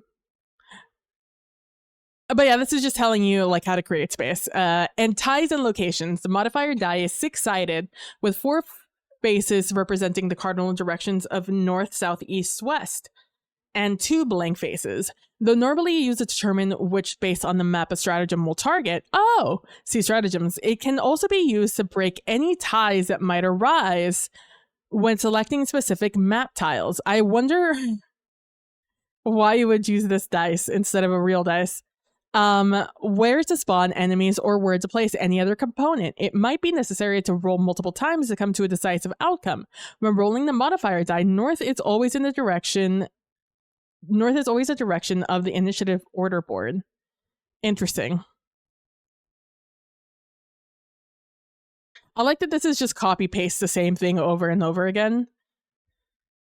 Just like flipped. Crit Witch! Hey! Welcome in, Crit Witch. How are you doing? Long time no see, although I see you in practice streams quite often. And Troopers. I'm just not a talker. I'm really talking chats. I'll just see people show up in them and I'm like, oh, it's that person. And I say hello in my mind. But I hope you were doing well, and I hope I didn't miss your message by too much. It happened a couple of minutes ago.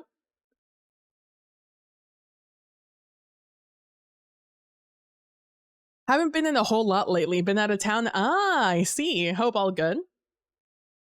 But hi. I hope you're doing well. We're just reading through, and by we I mean I'm reading through the Helldivers company has released a Helldivers 2. They're called Arrowhead. The Arrowhead Studios, who created Helldivers and Helldivers 2, has released a Helldivers 2 board game. And they just today dropped the Helldivers 2 board game. Game Found, I think is what it's called. It's like their Kickstarter. It's like a Kickstarter. And with it, they showed like all the stuff that comes with it, but they also showed that it is a demo of the rule book. And we're reading through it because I'm interested in it. And right now we're on enemies and nests, enemy spawn sequence. But if you have any questions, feel free to ask, and I shall answer to the best of my ability. 1, spawn nest. A, spawn elite nest, else. B, spawn regular nest, else. C, discard block nest, and end. Spawn. Tell me programmers wrote this rule book without telling me these programmers wrote some parts of these of these books. Spawn enemies. A, place elite. B, place horde if necessary. 3, spawn extra horde if possible. 4, add enemy card to initiative order board.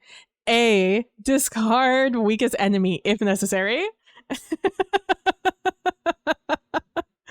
No, but like, let me tell you, sometimes when I'm reading this up here, that's how I write my notes, right? But when I was reading this up here about like how to do the exploration cards for easy, medium, and hard, reading take 1 tier 3 exploration card and add tier 3 hatchery card, shuffle them together and place them face down near the initiative board and so on and so forth. When I was reading this, the entire time I was like, this could have been done in bullet points in a much more concise manner. And now in my mind, I'm thinking this. In my mind, I'm thinking exactly this. Oh, that's so funny. I love that. Oh, they're definitely going to rewrite that. There's no shot in hell that stays that way, but I think it's so funny that it stayed that way. It makes me want, if I can download this, I'm downloading this just to have that in my life forever. Spawning on the map. Whenever an elite nest is spawned and is not already on the map, add it to the map on the corresponding spawn point. If this nest already exists elsewhere on the map, spawn a regular nest in the space instead. Spaces may only contain one nest, regardless of type, so if a new nest would be placed in a space that already contains another nest, the new nest is discarded. Damn, fuck that new nest. Now, if the miniature for the elite enemy nest is not already on the map, place a corresponding miniature on top of its nest. If a regular nest was spawned in place of an elite nest and there are fewer than 3 horde enemies already on the map, place a horde on it. Yeah, just casual. Extra hordes. During exploration, once the enemy on the exploration card have been spawned, if there are still fewer than 3 horde enemies on the map and there is a vacant nest on which to spawn 1 horde on the vacant nest closest to the most recent tile. Extra hordes only spawn during exploration. Oh. They do not spawn any other time an enemy spawns, including during sped up and during an event or during extraction. That's not how it plays in the real game. It's actually really annoying in the real game. Spawning in the initiative order. Whenever an enemy type spawns that does not currently appear in the initiative order, place the enemy card of that type in the last initiative order space. In a 1 to 2 player game, the final initiative slot is not used.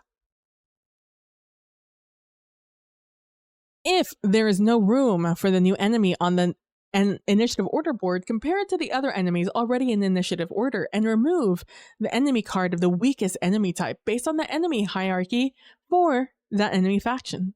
Free up the last space for the new enemy card by moving the remaining cards to the left, keeping the active token in place of the card if it moves.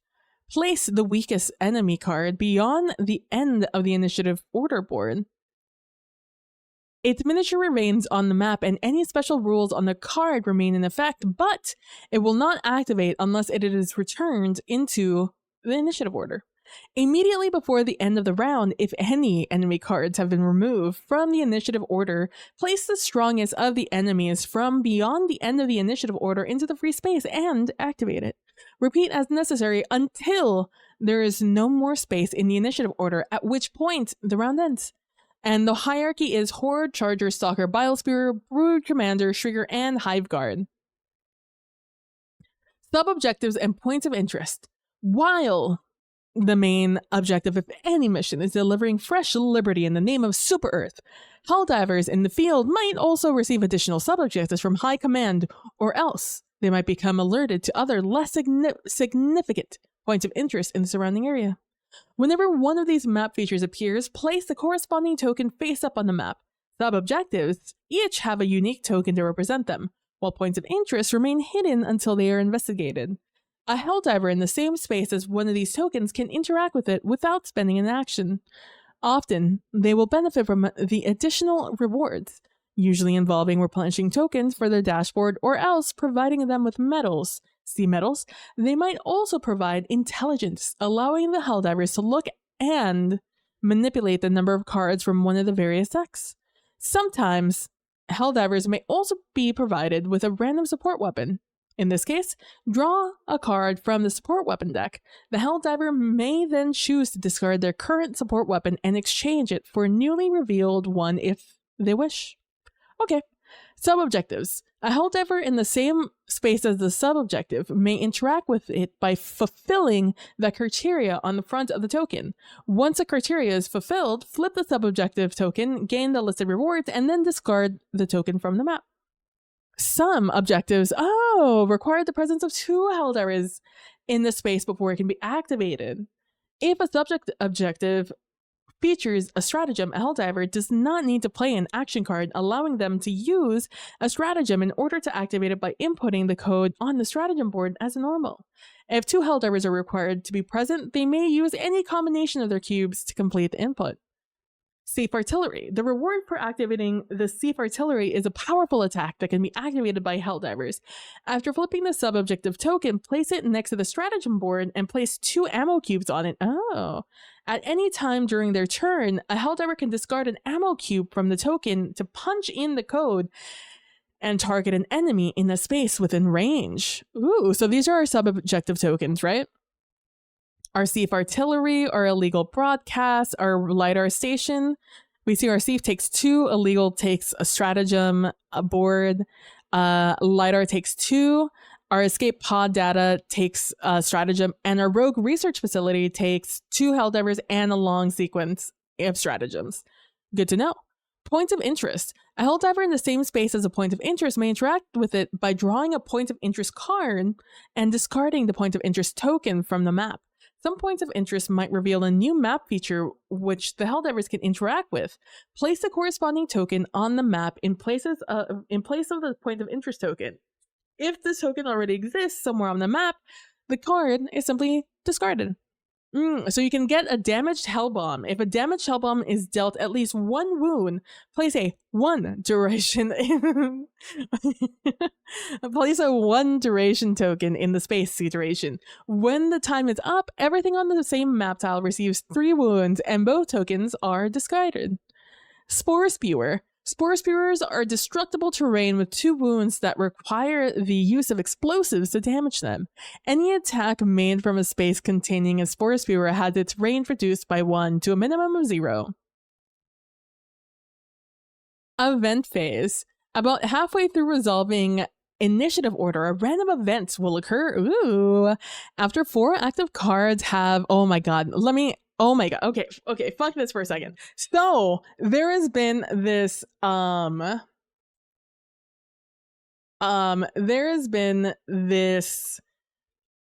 TikTok series that happened the last week that kind of got really big all of a sudden. And it just resolved today, and it was so good. And I must share this. What is this? I'm just gonna hold that real quick. I need to send myself these videos so we can watch these. I can't believe it's only 4 episodes. No shot. He hasn't added the new one to the... He didn't add the new one to the thing. Okay. To the playlist. That's fine. Random. Send this to myself. Okay. Hopefully they're all on there, but if not, I'll find them all.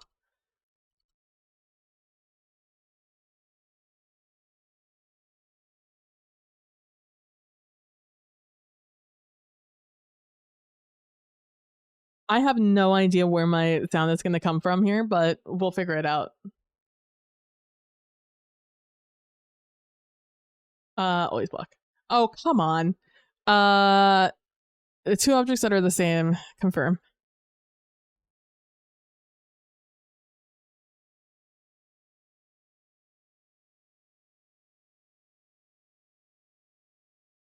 Okay, let me see where this is coming from.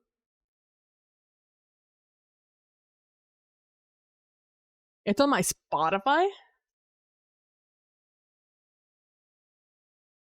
Okay, hold on. I need to mute Spotify then. And we need to watch this. That means I need to move this up a little bit so you guys can hear it. Okay, so this is called the group chat. Group chats, just so we're all clear, a group chat is in which on some messaging forum, so either like through your messages app on your phone, through WhatsApp, through Discord, whatever it may be, it is in which you have multiple people in a text forum, in a text chat, in which you guys can keep each other, you can send a message and then various people can read it at the same time. That is what a group chat is. It is a very popular form of keeping each other in date instead of having to send the same news to one person at a time. You can send it to a whole group of people. And by doing it in this way, instead of in a different form of communication, you're able to have more instant communication. That is what a group chat is, just so we're all aware. I'm sure you all know what a group chat is, but I just want to make sure.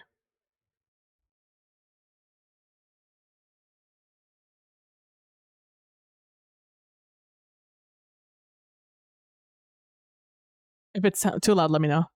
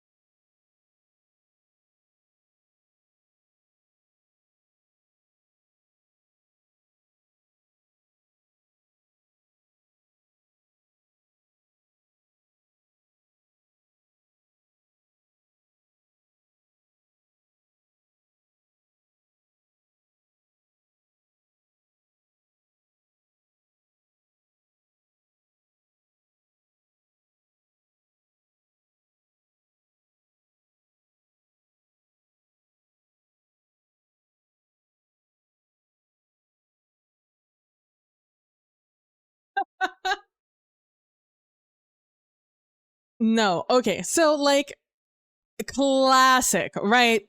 I feel like many of us understand this feeling, this moment of somebody. We won't point fingers here, but sometimes some people we are friends with do not understand that their boyfriend is not my boyfriend. Their partner is not my partner. Therefore, I don't want their partner at everything we're hanging out on. Their partner can hang out when we're with partners, but sometimes it's just us hangout time. And by us, I mean not including your plus one, right? And there's some people who don't like truly grasp that. To them, they are a package deal. If you invite them, you're inviting both of them. Which, maybe some people are down with that. I'm not. I would like to hang out with my friend, not your boyfriend, or partner. It's not always boyfriend, although most of the time it's a boyfriend that is tagging along, and that's that's part one of that, right?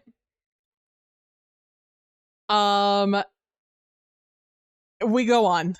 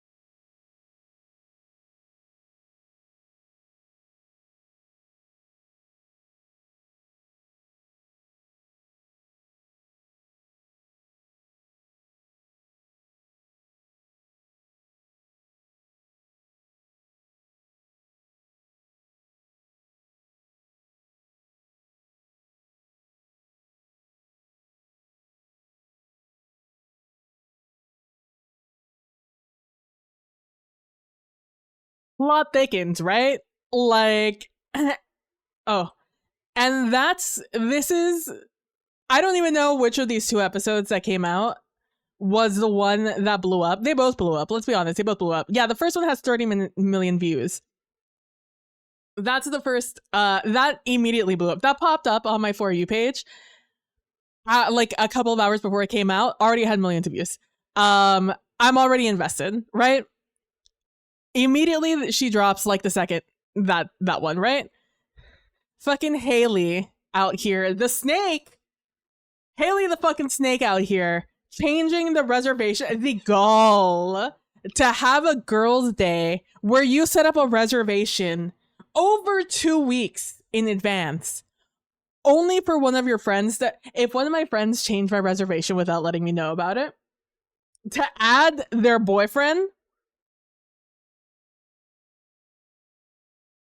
brother, they would no longer be my friend. I'm just saying that would have been, I'm sure that's the final line they would have crossed. That's a final line they would have crossed in our friendship. And honestly, 2 weeks ago, oh my god, Haley, for your boyfriend, like, come on. Like, that's where we're all at here, right? Also, I agree with McKenna. This is with my group of friends is so small. Yeah, right? I agree wholeheartedly. First of all, never would I find 10 people to go out with at once. I simply do not know that many people IRL. But I agree wholeheartedly with McKenna Henderson out here, who says, hold on, my mom's calling is elite. That is an elite reason to get off a call. Just be like, hey, hold on, my mom's calling. Call you in 2 seconds. Beautiful. Also, this is the amount of videos I've seen as follow-ups to this video. It's chef's kiss. Shout out to Sydney Joe. She killed it with this series. But wait, there's more.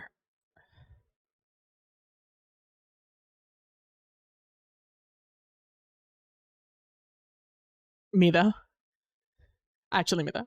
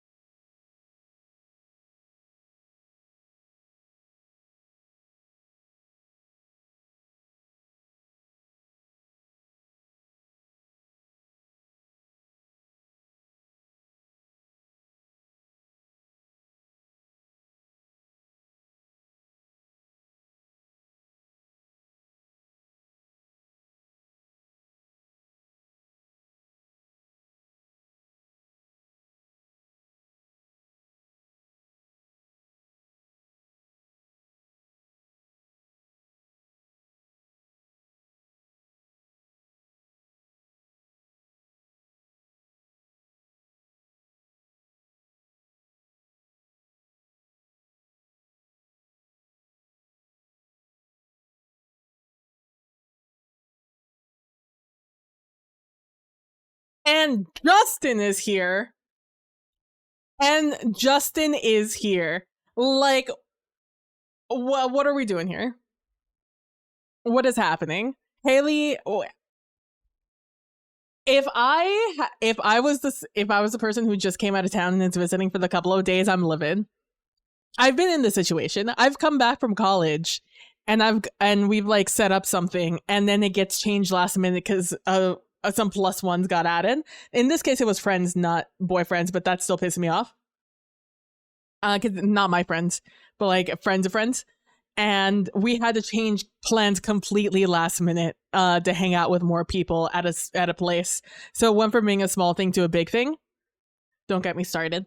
But Straight up, living. Sorry so much for leaving the group chat. Anyways, I've already made a reservation at the steakhouse. Go fuck yourself, Haley. So not only is there a reservation to the place we all agreed to weeks in advance to go to, has now been null and voided. So we're no longer going to the place we wanted to go. Now we're going to a steakhouse. Haley. Go fuck yourself, Haley. Also, I'm the person who's mad. The person who's ready to fight, that's me. That's me. Hold me back.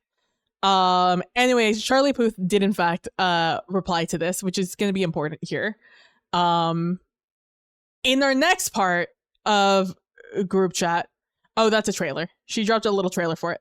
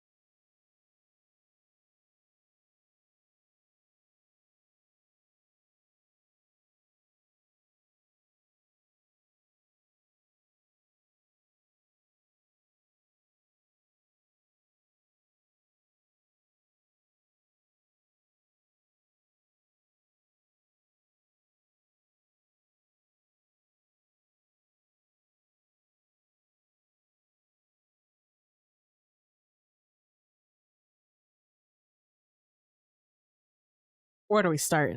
Where do we start? Where do we start? We get there. Justin's already there. Justin told Haley Justin wasn't going to hang out, which we all knew. We all knew that Justin had no idea that Haley was making these plans. We already knew that Justin wasn't going to be there. We all knew. We were all speculating. This came out 3 days ago. The first one came out before. Wow, this one comes from a dark place. Look, if you think your BF is shitting you on support for ask first. That's what I'm saying. That's what I'm saying. That's what I'm saying. Oh my god, I can't wait for us to watch the last part of this. So this came out 3 days ago, right? And before this, there was another like 3-day wait. So we're all like, does Justin know that Justin's going to this event? You know, does Justin know he's having a bad day? Does Justin know? We all feel like we're all feeling weird about this whole Justin thing, right? And now, redirecting the entire 10 people. This is a 10 people reservation. 10 of your friends you are forcing to change your plans so you can catch your boyfriend cheating. Hey, babe. And notice. One of them is very concerned. One of them is mad. And it's not Mystery Girl. It's not Hey Babe. It's Haley, the snake. Why are we here, girl? Not only that, the gall to do this with your friend's time and not ask him. You asked if Justin could come with you, which we already know now that Justin was never gonna come. No wonder Haley was in a pissy mood. She leaves the group chat. She calls and has this sob story about how Justin is having such a bad day and he got mad and blah, blah, blah, blah, blah. And now everyone's guilted into adding Haley back into the group chat. Haley, we are going to go out again. But now Haley's going to, reservations to be changed. and we're changing. Haley has set up a reservation at this place. Did she, or is she just taking Justin's? Unclear. Anyways, and now it's here for a confrontation that she obviously knew about. We're all in agreement. She obviously knew about that. Not the ad about to start playing. You know what? We have to let this ad play because we need to talk about the last part together. Anyways, fun facts about this episode. Justin, the male voice, that's Charlie Puth. If you guys are unfamiliar with Charlie Puth is a singer-songwriter. You may be familiar with his with at least one of his songs.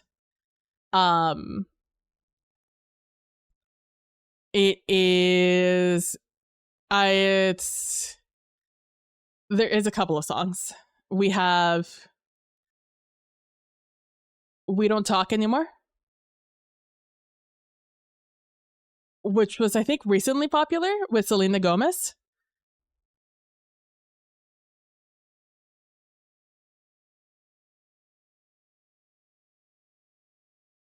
I didn't know this one had surpassed everything else. It was his top song.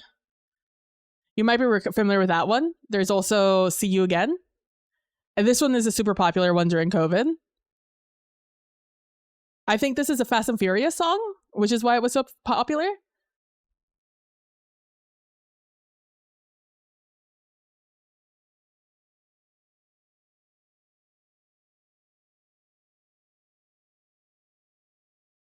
That's Charlie Puth. If you guys are curious, Charlie Puth has a hey Doc, what's up? Oh, it's the group chat song. It is, Jim. You know about it? You're familiar with the group chat? It just came out. Yeah, it's the Fast and Furious and the memorial for the Paul Walker song. Ah, I see. Yeah. I'm just waiting to play the last part because there's the ad, which I'm sure you know. Unless you have Turbo, I'm sure you now know that there's an ad coming. Because it's here. So sorry if you are watching this ad. Therefore, you can't hear me apologizing to you. But yeah, this is a very popular series. It is wildly popular. Like I said, it blew up. Every single person has. I was about to head to bed, but I saw you talking about this, and like, yeah, I've been following on TikTok. Yeah, we're about to watch the last episode, or the last episode of season 1, mind you. But I want to wait until the ads play so we can sit here and talk about it. Everybody is talking about that. If you like scroll through her comments on TikTok, all it is blue check marks. Like, we have Charlie Puth at the top, obviously. We have blue check mark. We have Minute Maid, Betty Crocker, Bravo, Tresemme, Play-Doh, Sephora, The Pacers, Old Navy, Crocs, Sweet Tarts, UPS, Charlie Puth again, American Eagle, Maybelline New York, Jinx, eBay, America's Funniest Videos official, Pacers again, Torchy's Tacos, Vitamasks, Bath and Body Works, and pretty much anyone who has a social media presence is in these comments. It is crazy. The brand name account comments has to be the craziest thing about this. It's wild. Like, they jumped on this so fast. I've seen, you know, you see brands all over viral videos, but like this one, I've never seen more in my entire life. For this last episode we're about to watch, I've never seen more branded videos in a video that had just come out. It's wild. Anyways, fuck Haley. Let's go on to the final episode in the saga of the group chat.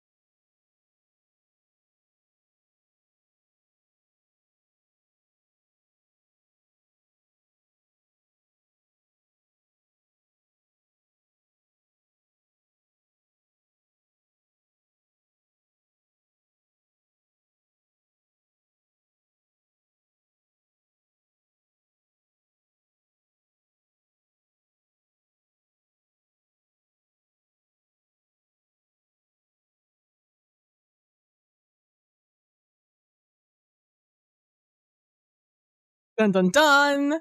No, first of all, I agree wholeheartedly, Doc. I the first time I watched this and she turned around the laptop and it was just a picture of her was the funniest thing to me. I'm so glad that that's her profile picture now because that's fucking hilarious. Second of all, Haley being the other woman, not shocking to me at all because Haley does seem like that kind of bitch. Not only that, I agree, she definitely seems like the type of person who would know she's dating she is the other woman and expects Justin to leave the existing relationship. That is such a thing Haley would do. And I fully agree that the reason she wanted all the girls there with her to confront him and why she was so fucking shifty about it is because she wanted to threaten Justin with outing herself as the other woman that he's been cheating for a year. When they went through a rough patch, oh my god, Justin, what a piece of shit. What a piece of shit. You know, I'll give Haley the hello, Jackie. Thank you so much for the 30 months. Let's go. Thank you so much. I hope you're doing well. Hope you're doing well, Jackie. We're just talking about the group chat season finale. Well, the whole series. We just watched it, the whole thing, but we're on the season finale. Which is the beginning season finale, not series finale. But welcome in. Yeah. We just watched the finale. We're talking about it, about how Haley's a snake. And how Justin's also a snake. Honestly, they deserve each other. And how the group chat got involved. And the fact that I can't wait to see season 2 of group chat. The things I find so funny about this. I'm so the girl in gray. I'm the person who's so pissed off about this. But also like so just like removed from it at the same time. 2, I love that everything's group chat something. The group chat cafe, the group chat steakhouse, the group chat university. I think that's so funny. It's like naming convention, just add group chat to it. And honestly, I love that for her. I loved how it was her photo that she turned around and showed. And like Doc said, it's her photo now on her account. That's so funny. Group chat university got me. It's like, oh my god, they were crowned best couple senior year at group chat university. It was so good. I am truly obsessed. I wish I knew these girls' names. I wish I got a name instead of just being the roommates and then everyone else. Like we know about Maddie and Jess, and Haley, obviously. But I don't know who these two queens are. Just the roommate A and roommate B. And I obsess. This is, let me tell you, this was the very first video that popped up on my feed this morning when it came out. I couldn't have been any more delighted to watch this. Also, let me show you, talking about all the brands, TikTok, Heinz, UPS, Brawny, Claire's Stores, Stanley brand, Bath and Body Works, Minute Maid, Vivid Seats, Winners, VTech Toys, I don't even know what that is, Tubi, Old Spice, The Not Weddings, Crocs, the Pacers again, Cheez-It, Pacers, which is the basketball team, by the way, the NBA team, PF Chang's, Betty Crocker, GroupMe, BuzzFeed, Minute Maid again, the Hilton Hotels, Glow Recipe, Atria Brooks, which I don't even know, Nexus Hair Care, Clean Skin Club, Penguin Teen, Penguin the book publisher, Play-Doh, Pacers again, Foot Locker UK and Ireland, For Real. I don't even know what For Real is. I thought that was L'Oreal. I don't even know what that is. Those are all the like the brand accounts that have replied to this, which is wild that I could see. Yeah, after the first video, I lost who track of everyone was aside from Haley. I agree wholeheartedly. Haley is just very iconic in the series. I hope that for the next season we get nameplates on top of people's names on top of her, because while she does do a very good job of distinguishing them personality wise, I do not know their names. Their names did not stick at all. But it's such a good series. I'm very, very, very, very into it. I'm glad. I think I followed her already because she did this series.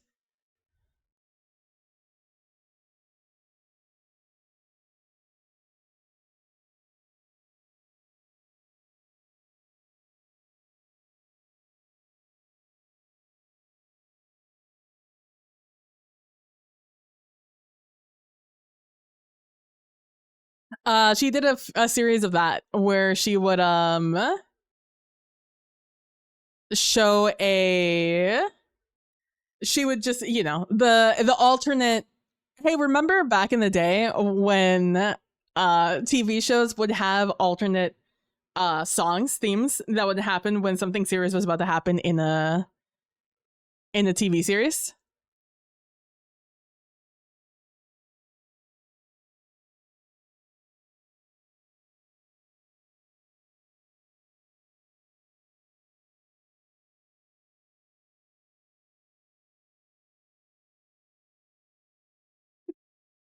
But yeah, so every mom in 2034. That's what I started following. I might have followed her. I didn't follow her prior to that. I started following her because of those. And then she dropped this one. I'm sure I've seen her before. I think I saw her doing sourdough. Like looking at this, I might have seen her. There was a time where I was watching a lot of people do sourdough. Oh snap. This was my show first. There's one on here about Grey's Anatomy. But yeah, no, I'm glad she made that series. It's wildly relatable. And I think it's great. I can't wait to see season 2 because it's very good. It had me hooked immediately. As soon as it popped up on my screen and I saw the group chat, I was sad. And then it started going like immediately. Like how did it start? Just that, read the group chat, I'm in.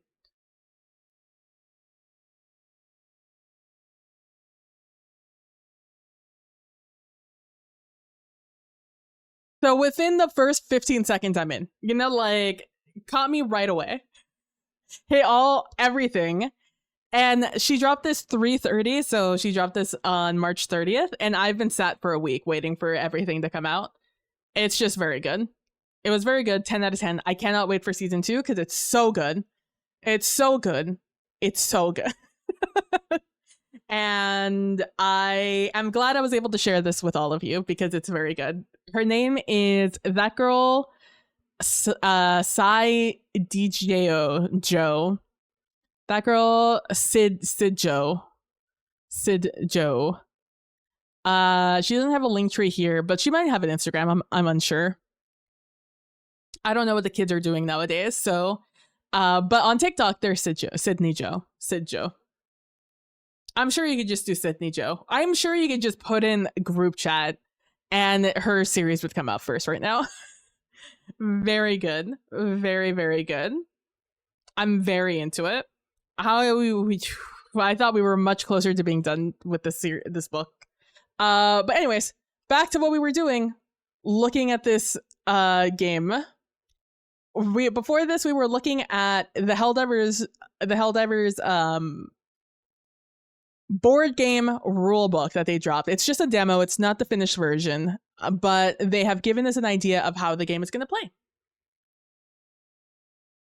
Have a good night, Doc. Thanks for stopping by and rewatching the group chat series with us. Have a good one. So we have event phase. About halfway through resolving the initiative order, a random event will occur. After 4 active cards have been resolved, draw the top card in the event slot and resolve effects. Okay. If there are, I feel like we've seen a lot about the event phase so far. If there are fewer than 4 cards in the initiative order, resolve the event after the last of those cards instead. Some effects have a difficulty symbol associated with it to only resolve that effect if playing at or above that indicated difficulty. Ew. Okay. If possible, enemies always spawn on the most recent tile first, followed by an adjacent tile, using the modifier die to break any ties. Okay. Sometimes an event could cause a change to the initiative order. Oh, that's spicy. Such as spawning a new enemy that removes a weaker one that has already activated. In any case, only draw and resolve 1 event per round. Okay. If ever an event card would be drawn and the event deck is empty, the players have run out of time and the mission is lost. Oh, shit. Okay. Some event cards might spawn unique event types specific to the chosen biome, seeds biome event. Oh, that's wild. Okay. So that's another lose you can get here. Okay, Helldiver turns. Each round, players select 1 action card from their hand to be shuffled with those of the other Helldivers, and spawned enemies to create the initiative order. On their turn, the Helldivers resolve their available actions, then play moves to the next activation in initiative order. Player actions. On their turn, players can resolve their available actions once each, in any order. Resolve action card, bonus action, shoot secondary weapon, if available. Okay. Action cards. The majority of a player's turn will involve resolving the abilities on the action card they played this round. Unless otherwise specified, abilities on action cards are optional and may be resolved in any order. On easy and medium difficulty, action cards are returned to the hand of their respective player at the end of the round. On Helldive difficulty, action cards only return to the hand of their respective player once they have played and resolved the last card from their hand. Oh, okay. I don't remember how many action cards you hold in your hand. Act of Valor. Each player, meaning like shit serious. Honestly, Helldive difficulty sounds so much fun in this game. Acts of Valor. Each player has a powerful Act of Valor card that can be used to turn the tide of battle. This ability may only be used once during the game. On the player's turn, they may elect to replace their action card in the initiative order with their Act of Valor card, returning the action card to their hand and resolving the Act of Valor card instead. Afterward, discard the Act of Valor card for the remainder of the mission. Okay, and then we go into white text. Have a good one, Prax. Thanks so much for stopping by, and I'll see you tomorrow. Tomorrow's Wednesday, right? I shall see you tomorrow. Bonus action. Once per turn, players may perform one of the following bonus actions. Move 1 space. Dive, may move 1 space. May move 1 space. Until the start of their next turn, damage received is halved, but the Helldiver cannot move or be moved any further for the remainder of the round. Yeah, see you tomorrow. Bye, Prax. Reload. Spend 1 reload token to return all discarded ammo cubes to the ammunition slot of your dashboard. Consumable. Use a stim or a grenade. And these are all bonus actions. So a move is not an action. I like a secondary action. Or no, wait, what?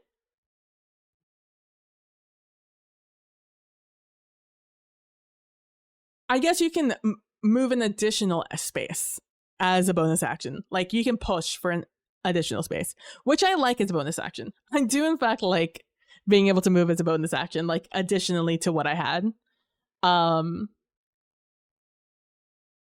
Like I think I like pushes. You know, any game that has like a push mechanic, I'm a very big fan of.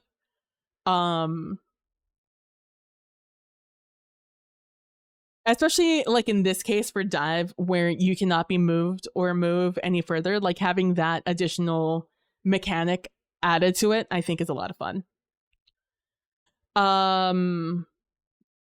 Consumable squad stratagem. Use a stratagem available to all players. Okay, so those are all of your bonus actions. The bonus action may only be used before or after resolving an action card, but may not interrupt the sequence of abilities on the card. Okay. Movement. Helldivers may move up to the listed movement amount, but are not required to take the full movement. Okay. Attacking. Attacking sequence. Check range.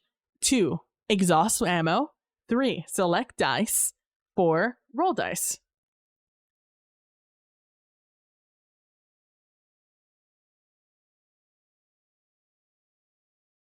The hell did I hit for that to happen?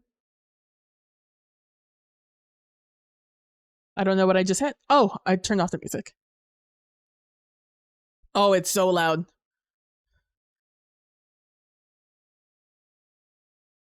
Admittedly, I'm not the biggest Charlie Puth fan.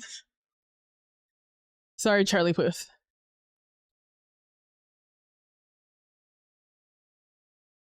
Charlie Puth music kind of reminds me of music a college boy who has never felt empathy before in his life breaks up with their girlfriend, and suddenly they have to listen to what they perceive to be sad music. And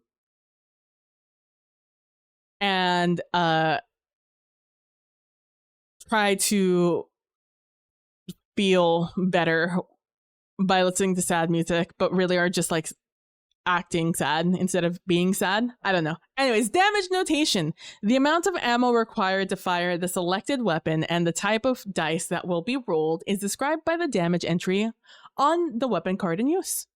Okay. Dice are described in shorthand as D. As D what?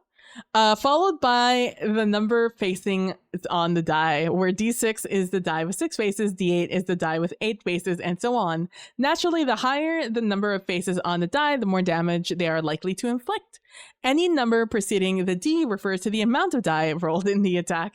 For some weapons, this is a static number, while others feature a range. When attacking with a primary or support weapon, an ammo cube must be discarded for each die rolled. Players may only use the attack or ability if they have enough ammo cubes available on their dashboard to at least fulfill its minimum requirements. Some weapons have special rules allowing the user to reroll a number of dice. A rerolled dice can't be rerolled again, even if the reroll comes from a different rule. How do you like the taste of freedom? I think it's so funny. I love reading every single book that has dice describe what dice are. Because you have to. You never know when it's the first time someone is seeing this notation. But I think it's very funny reading it for the first time. Every time. Like, it tickles me. The captain is going to open fire on the horde in the next space with their AR-23 Liberator primary weapon, even though they are 2 spaces of movement away. The enemies are still in range. The enemies are still in range 1 as the target is in a space diagonally adjacent to the Helldiver. If the captain were to use 2 ammo cubes, they could roll 2 6-sided die.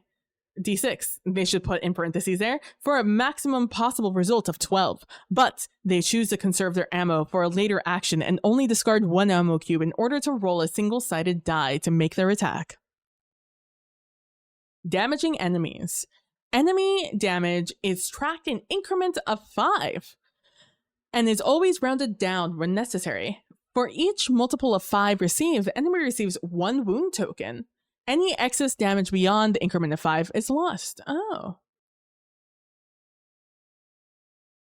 So only like 5, 10, 15, 20 damage is going to matter here. Anything else is negligible. You roll 13 on an attack. Each increment of 5 counts for 1 wound, with the 3 extra damage not being enough to cause further damage, and so is discarded. Therefore, the targeted enemy gains a total of 2 wound tokens. Friendly fire, an area of effect. Friendly fire is the most funny part about Helldivers. This ain't no picnic, soldier. This is war, and things will get hectic real fast. It's not just enemies you need to watch out for. Careless Helldivers can damage one another as well, or even themselves. A Helldiver cannot target any other Helldiver or themselves with a weapon unless otherwise stated. Though, if a Helldiver fires a weapon without AoE at an enemy with at least one other Helldiver in its base, failing to roll any damage against it will result in one of the other Helldivers in that space drawing one wound card. Attacks with the area of effect symbol strike all enemies and Helldivers in the target space, including the attacking Helldiver. Roll once for all targets. For enemies and destructible terrain, treat the result as though they were targeted individually and apply damage accordingly. For Helldivers, treat the result as though it were rolled against an enemy, drawing one wound card for each multiple of 5 damage received. Friendly fire isn't just a warning, it's a technique. Massed fire. When a Helldiver makes an attack instructing them to check for mass fire, other Helldivers with the target enemy in range of their own primary or secondary weapon may attack it as well, spending ammo for the attack or flipping the card as normal. See secondary weapons. Support weapons, grenades, and stratagems cannot be used to provide mass fire. Keywords can only be applied by the active player. Oh. Unless otherwise specified. Players either roll the dice for their own weapon or pass them all to the player making the attack for them to roll collectively. In either case, the results from all dice are added together as one total damage result when calculating wounds. Oh man, there's so much, but destructible terrain, yeah, let's go. Big fan of destructible terrain. It is probably one of my favorite discoveries. When I ran through in Steel Hunters, when I ran through the terrain and it like got destroyed, it's so good. It was such a good feeling. I still love it to this day. Whenever I run through a building, there's this section where it's like a small little town on top of a hill. And it's a common place to fight. I'm a very big fan of just going up there and running through all those brick buildings. Oh, it feels so good. Survival check. Enemies have an amount of health related to the number of Helldivers in play. Oh, okay. The Terminated Horde has a relative health value of 2 plus the number of Helldivers. This means that in a 2-player game, it will have 4 health. In a 3-player game, it will have 5 health. In a 4-player game, it would have 6 health. Wait, whoa. Oh no, okay. I read it the other way around. I was like, what do you mean in a 4-player game in a 2-player game it has 6 health? No, in the 4-player game it would have 6 health. No, that makes total and complete sense. If the total amount of wound tokens the enemy has received now meets or exceeds its health value, it performs a survival check to determine whether or not it has been defeated. Each enemy has a target survival check number ranging from 2 to 6. Roll a d6. If the result meets or exceeds, thank you so much for saying meets or succeeds. Oh, exceeds. I hate when a game doesn't say meets or exceeds. It drives me insane because then I'm just like, wait, so I just met the number. Does that mean it doesn't happen or it does happen? And then I have to make a check myself. Like I have to write the rule myself. Meets or exceeds the target number, the enemy remains on the map, retaining its wound tokens. Destructible terrain, such as nests, do not roll a survival check. If the total amount of wound tokens has met or exceeds its health value, it is simply destroyed and removed from the map. Cool. If an enemy or nest is destroyed and no more enemies or nests of that type remain on the map, remove its card from the initiative order board. Okay. When an enemy is defeated, players gain the number of medals that appear on the card. Oh, when destructible terrain is destroyed, let's go, players gain the number of medals that appear on the token. If applicable, say medals.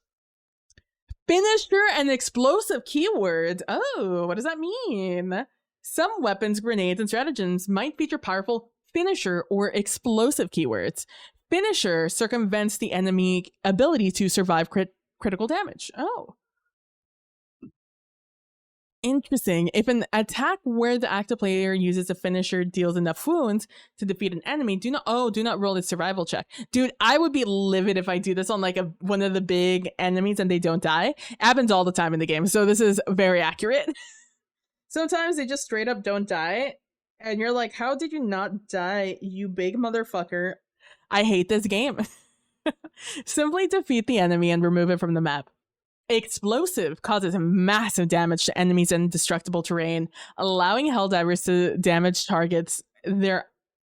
I feel like this game could have like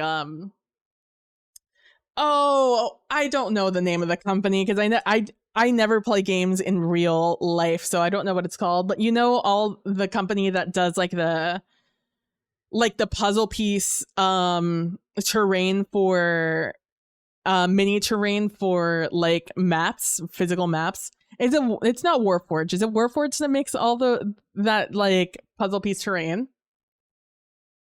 Whatever it is, yeah, Dwarforge.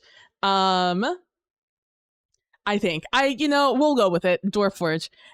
I think that this game with that kind of Dwarven Forge, yeah, I think they're like that kind of terrain in this game, especially with destructible terrain, might be really cool. I think if you have your own minis already, if you have your own collection, I think you could do some cool things to enhance this game.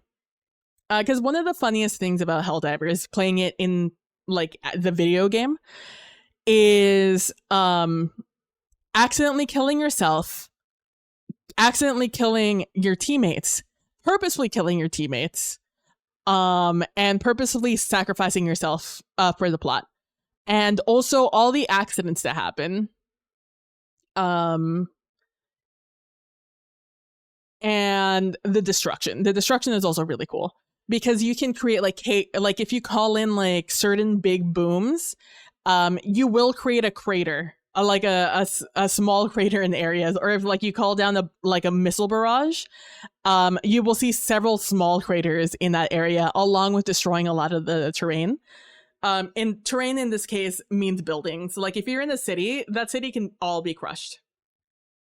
There are very few all cement buildings that cannot be crushed. And most of the time it's just like streets usually stay okay, unless no, those can be cratered also. Like you can destroy most things in Helldivers, but they do a good job of still making it manageable for you to like navigate for the most part. But that's a lot of fun. So I think you can have a lot of fun, especially with like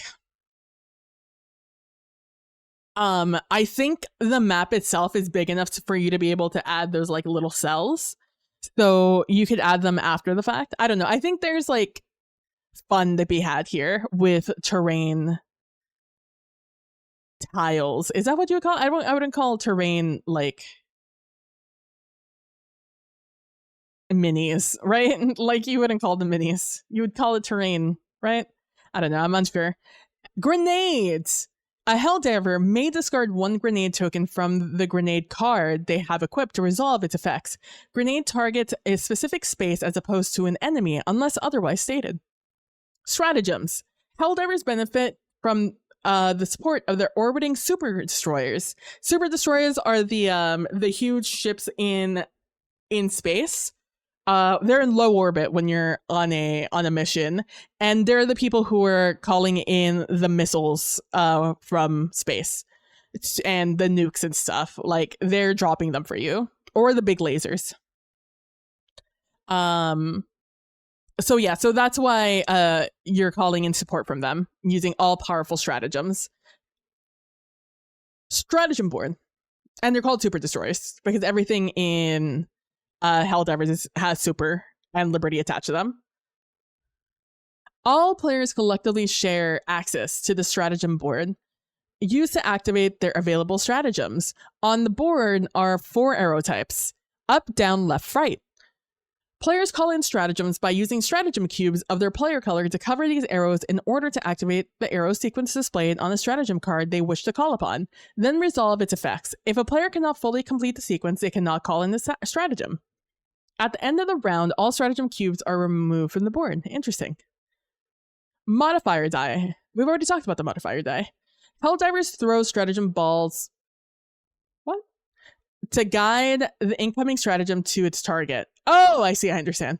But in the midst of the fray, precision can prove impossible. Therefore, some stratagems require the Helldiver to roll the modifier die before its effects are resolved, which might cause its effects to resolve in a different space to the one that was originally targeted.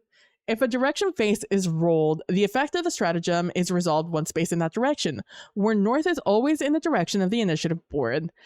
If the blank face is rolled, the stratagem is on target and is resolved in the target space. Wow, that's wild, because there's only 2 blank spaces on those die.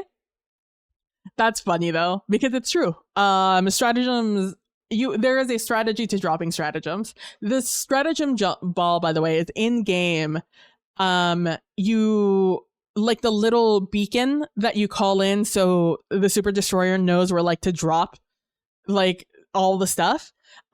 Is a very small ball that you throw on the ground. It throws up a beam that goes straight up into the Super Destroyer, so they know where to drop the stuff. And that's what they mean by stratagem ball. It's weird that they said it that way in game, but that's what it is. Area of effect. Attacks found on stratagems are generally resolved in the same way as those found on weapons, and it would be so fun. You know,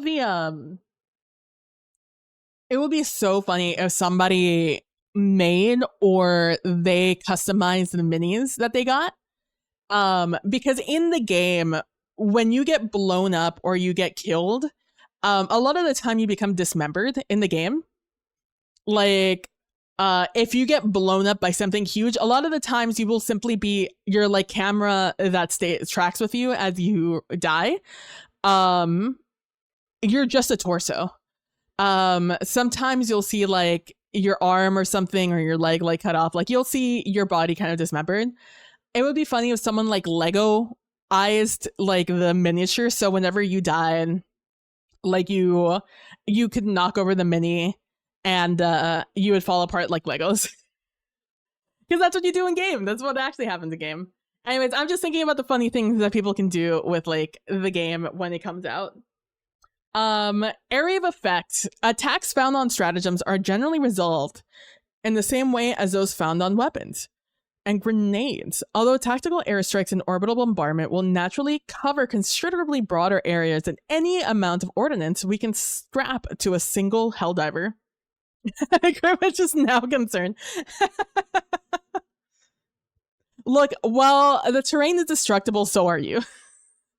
Again, this game, in Helldivers, you're meant to die. Dying is part of the game. And I'm sure it is here also. So it is a strategy to keep in mind. And like I said, it's one of the more fun parts of the game. It's you accidentally dying, you accidentally killing somebody, because like there's that damage hell bomb that I was laughing at before, because I've had many a time where I've shot it for fun to kill one of my friends. One of my friends has shot it on accident, and one of us has thrown a stratagem and blown up the thing because we didn't know it was there, and therefore then killed the people around it. Like, these stratagems are going to kill a lot of people with the way that they work, where they just randomly fall somewhere. If I had $1 for every time I killed somebody with a stratagem on accident, I'd have so many dollars. Have they been calling your dead team members back? They mentioned it before, but in like one of those check at this, you know, we'll talk about it when we get to this part, and they have not talked about it yet. I've seen someone call down a player and have them blow up immediately. Oh, absolutely. Sometimes I'll do it to myself. I'll land on an enemy that I know is going to blow up. But it's, you know, you're dropping in a huge missile. You are a valid form of damage. And yeah, it's very funny. Helldivers is a very funny game, and I'm glad to see that there's enough randomness. I hope that the people who pick up this game are Helldive fans who understand that death is just a part of the game, because it is hands down the most interesting part about the game. In this way, stratagems might feature area of effect symbols which illustrate a pattern of spaces on the map. where the symbol itself indicates the target space as determined by the modifier die, and the blank spaces surrounding it depict the corresponding spaces on the map where area effect is also applied. For asymmetrical patterns, it might be required to determine a direction for the effect. In this case, apply it as though the top of the stratagem card indicates north, where the position of the initiative order board determines the direction on the map. A cooldown. Stratagems might have various cooldown periods. Some might only be used once per turn, while others might only be used once per mission. Okay. True, fair. There's some of those in the game. If the activated stratagem can only be used every other round, the player should flip the card face down. If a player starts their turn with a stratagem card face down, flip the card face up at the end of their turn. If the activated stratagem refreshes on reinforcement or on Eagle Rearm Sea Metals, remove it from your dashboard and place it to one side. Return it to your dashboard the next time you are reinforced or when an Eagle Rearm occurs, respectively.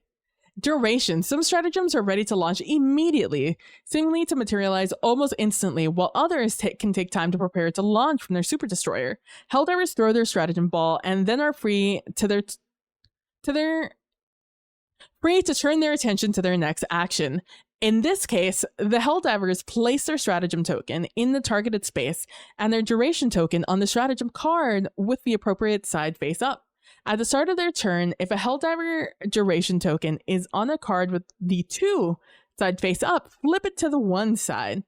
If their duration token is on a card with the one side face up, discard the token and activate the stratagem in the targeted space. Okay.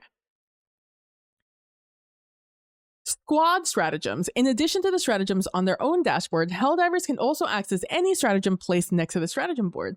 In addition to playing an action card allowing the Helldiver to use the stratagem as normal, these squad stratagems can also be activated by Helldivers by using their bonus action.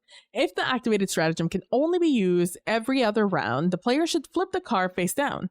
If a round starts with the squad stratagem face up, if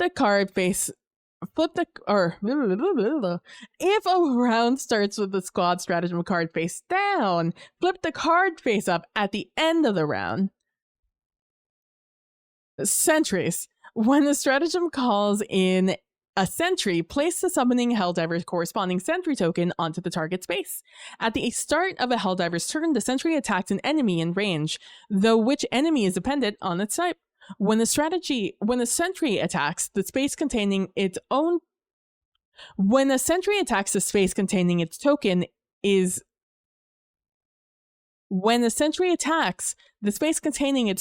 the origin of attack. There, we got there. Sentries can receive a number of wounds. For the purpose of selecting a target, an enemy will treat a sentry as though it were a Helldiver lowest in the initiative order. Gotcha. Backpack. In lieu of a stratagem, Helldivers can be outfitted with the specialized, with an S, backpack instead. This equipment does not need to be called into use, and so does not feature a sequence. Any benefits they provide are listed on the card itself. Backpacks can only be placed in the stratagem permit A slot. Oh, the permit A slot, not a slot of a player's dashboard. The stratagem permit A slot. I need them to put that in parentheses. Slot of a player's dashboard. In this way, or not parentheses, in quotations. In this way, a Helldiver can only ever have one backpack equipped, though they are still free to equip any sort of stratagem to the stratagem permit B slot of their dashboard. Active effects. Burning. Makes sense, we have a pyro.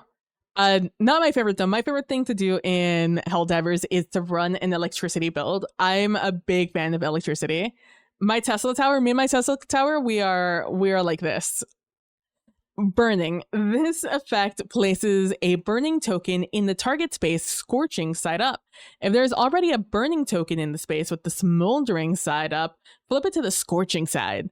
At the end of the round, any Helldiver in the space with the burning token draws one wound card, and any enemy or destructible terrain in the space receives a one wound token. Oh, any enemy or destructible terrain. Interesting.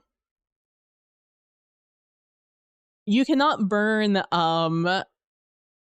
most terrain in the game, so I find that to be very interesting. Once wounds are applied, discard any burning tokens on the map with the smoldering side face up, then flip any remaining burning tokens from the scorching side to the smoldering side. Did I not just say that?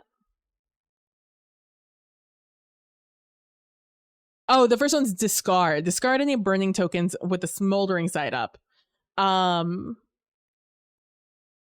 That's for me. That's on me for associating burning and scorching as the same thing. They're not. It's scorching and smoldering.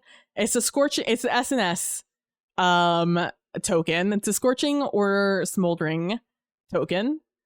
Any enemy that loses its last remaining health to burning is not required to roll a survival check. It is simply defeated and whoa, that's OP. It is simply defeated and removed from the map. That's crazy. So you can burn something and not have it do a survival check.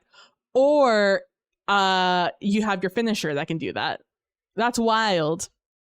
Stun. This effect places a stun token on the target space. On their turn, any miniature in the space with a stun token cannot move. At the end of the round, discard all stun tokens from the map. Wound cards, my bad. The damage received by a Helldiver is represented by drawing a number of wound cards. Some wound cards feature special rules that remain in effect for as long as the card remains on the Helldiver. These cards can be discarded by using a stim, see stims. Cards that reduce the number of dice rolled when shooting only reduce the number to a minimum of 1. If a Helldiver ever receives a third wound card, they are killed. Damn. Just like that. Oh, here we go. Death and reinforcement. When a Helldiver is killed, they are removed from the map and their miniature is placed on their profile card until they are reinforced. During their turn, the full squad has access to reinforced stratagem via their bonus action, allowing them to use it like any other stratagem and reinforce all defeated Helldivers at once. If a Helldiver is dead at the end of their turn, they automatically use the reinforced stratagem to reinforce only themselves. Oh, okay, so you can be called back, but you have to wait until your next turn. To only call yourself, though. If like 3 of you are dead, only 1 of you gets to call yourself in. Covering as many of the matching arrows as possible. Choose a space on the map within range of 1. Oh, within the range 1 of any living Helldiver, and roll the modifier die to determine the target space. If there are no living Helldivers on the map, the first reinforcing Helldiver can choose to land on any space on the most recent tile, except an impassable space.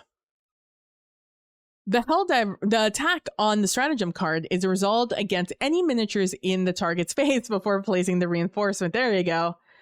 Afterwards, place the Helldiver miniatures being reinforced in the target space and reduce the reinforcement dial by that amount.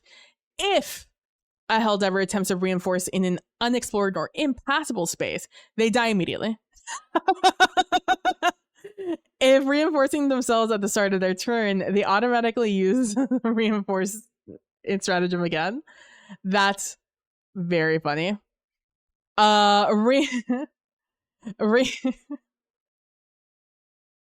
I'm assuming there's a way to randomly, like, you can accidentally throw yourself in an impassable spot or unexplored spot if you like have to roll a thing. That would be really funny. Reinforced Helldivers re-enter the battlefield with a full loadout of tokens, including 5 ammo, 2 reloads, 2 grenades, and a stim, unless otherwise modified by their special rules, as well as refreshing any exhausted equipment and stratagems. If there are no reinforcements left on the dial and the last Helldiver on the map dies, the mission is lost. Return, refit, and redeploy to purge the stain of this failure with the peroxide of victory. Aye, aye, Captain. Enemy turns. Each round, the card for spawned enemies are shuffled. I could hurt an enemy, a miniature, right? That's how they described it. Yeah, are resolved against any miniatures in the target. They say any miniatures in the target, so I'm assuming that includes us. I'm assuming this is a way to not This is a real low-key way of saying you can kill your friends also. That's a very low-key way of saying that. Enemy spawns. Each round, the cards for spawned enemies are shuffled with the action card selected by the players to create the initiative order. On its turn, the enemy moves and attacks as listed on its card. Then play moves to the next activation in initiative order. That's what I'm saying, Jackie. I mean, when is Helldivers not fun with a little friendly fire? Exactly. Some special rules allow for enemies to have... Did I finish? Yeah. Some special rules allow for enemies to have additional activations out of order, meaning the same enemy might have multiple activations in a round.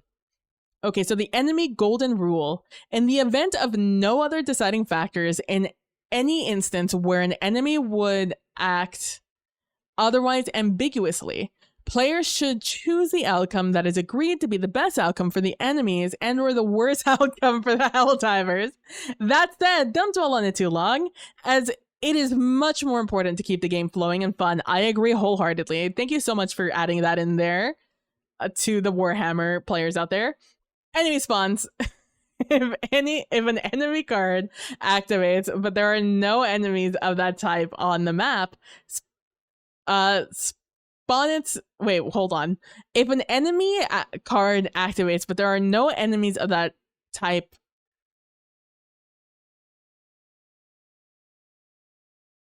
If an enemy card activates, but there are no enemies of that type, the map... No enemies of that type, the map spawn its miniature on... If an enemy card activates, but there are no enemies of that type, the map spawn its miniature on the nest to start its turn, then resolve its movement and attack as normal. Yeah, there are several typos in this. Yeah, on the map... There are no other type on the map. Yeah, I'm assuming it's on the map. No, absolutely. There's 1,000% a demo. There was a section above. I don't remember what we were resolving. I think it might have been player actions. Where it was straight up written by like a programmer.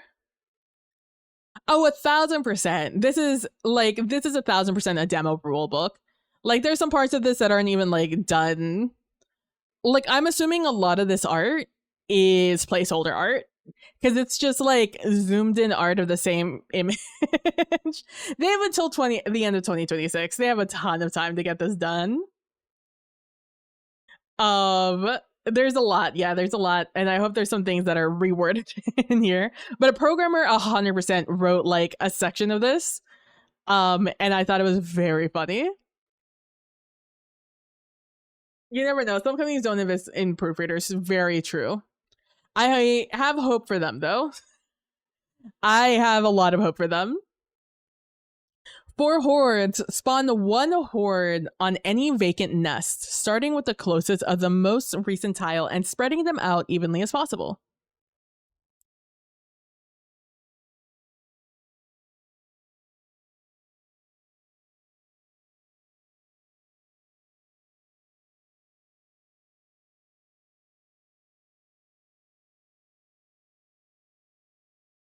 I'm just looking at the legs of whatever this is up here. Just chilling there. They're just chilling there. So I just copy pasted that up there and thought nothing of it. I'm sure it makes sense in the context of the whole image. But yeah. They need to find someone who has never played the game or seen it played to proof it. I agree. There's a lot of things that they wrote in here, like Stratagem Ball, that make no sense if you have never played the game. A lot of context is needed in some of these sections that they wrote here.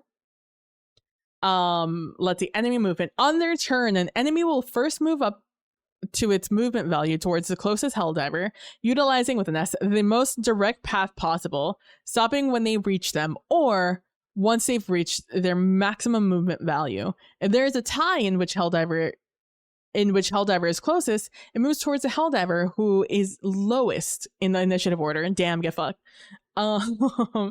Enemy attacks. If the targeted Helldiver is now within the enemy's range, it will attack them. Enemies always deal a set number of wounds. When the Helldiver takes damage, they draw a number of wound cards equal to the damage listed on the enemy card and suffer its effects. Large enemies. Some enemies have large bases occupying more than one space on the map. In this demo, the only large enemies are Bile Spewers, 2 spaces, and Chargers, 4 spaces. When a Why you gotta say it like that? Why you gotta say it like that? When a large enemy spawns, place it on the corresponding spawn point, occupying the spaces surrounding it. Were you hearing, Jackie, when I was talking about how cool it would be to have terrain minis around, so to use that as like destructible terrain, and somebody either printing out their own or dissecting the Helldiver miniatures and making them like Lego-wise, so when they die, you knock them over and all their limbs fall, just like they do in the game. Oh yeah, that would be dope, right? I think there's a lot of potentiality with this game. Like, if it plays fun, I think there's a lot of potentiality with this game to be a really fun like board game experience. Like, expand what it would mean to play it as a as a board game. Still trouble, just saying. There's only so many times you can watch yourself just be dismembered before it really affects you anymore. If I had $1 every time I was spawned in and I saw my head just rolling around after I'd been called in, I'd have many dollars. Let's see. When the large enemy spawns, place it on the corresponding spawn point, occupying the space surrounding it that are closest to the nearest Helldiver. When spawning a large enemy may be required to spawn over an impassable space, but will be unable to enter again once it is moved off.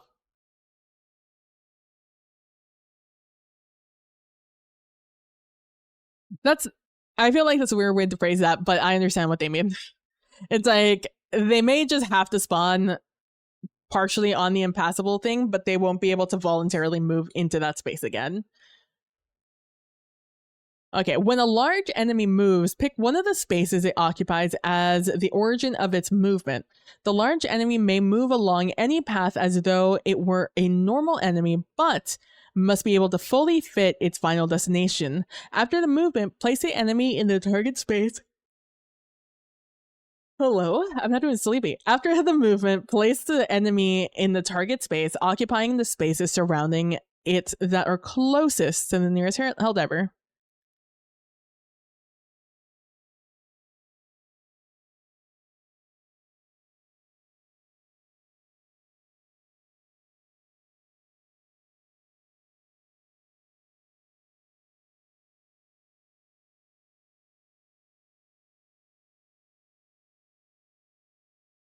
Okay. Okay, sure. When a large enemy attacks, it may use any of the spaces it occupies as the origin of the attack. Okay. I feel like Bile Spewer was not the best example for that, but that's fine. A Helldiver targeting a large enemy only needs to be in range of one of the spaces it occupies. If a stratagem or any other ability that affects multiple spaces is used against a large enemy, it is only affected by that attack once, even if it occupies multiple spaces in the affected area. However, large enemies occupying more than one burning space will receive wounds from each of those spaces that they occupy. Oh, that's gnarly. Dude, fire is so OP in this game. That's wild.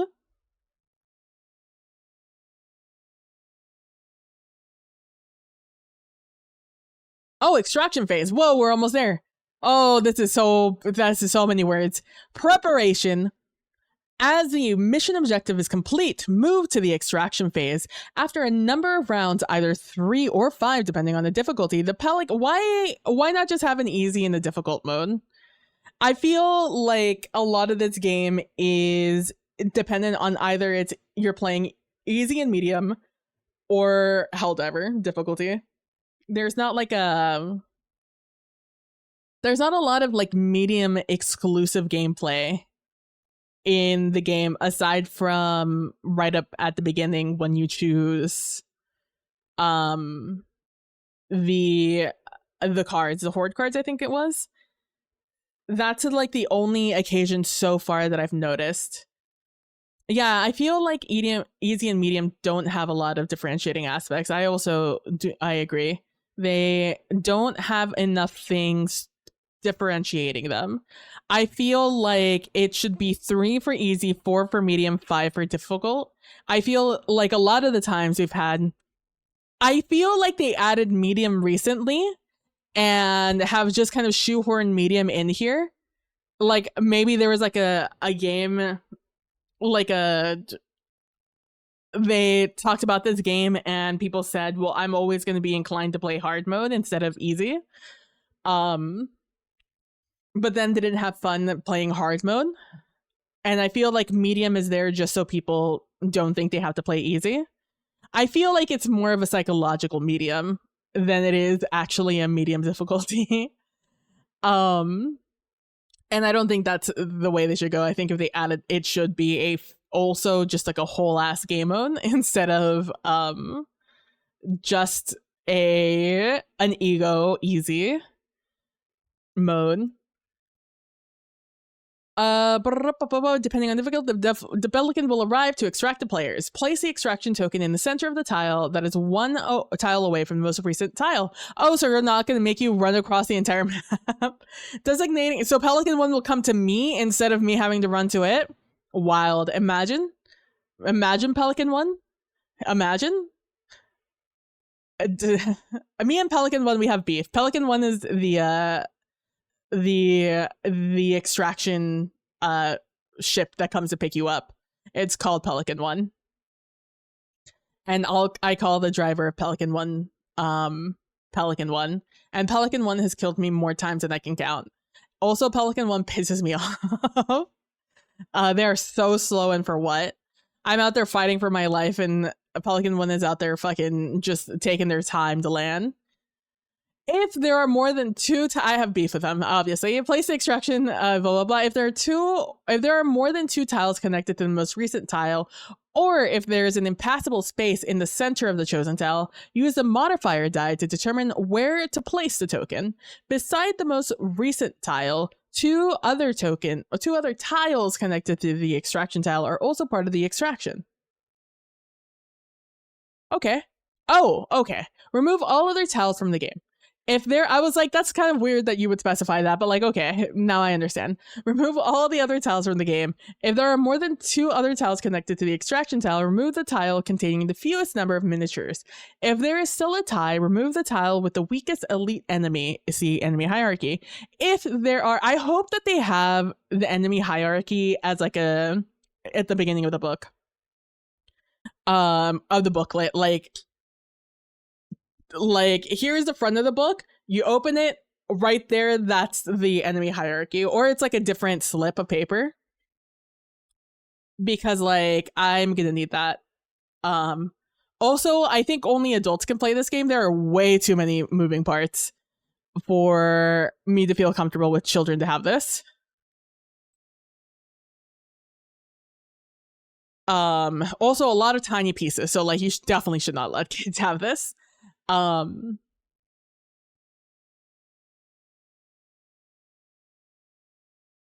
was I?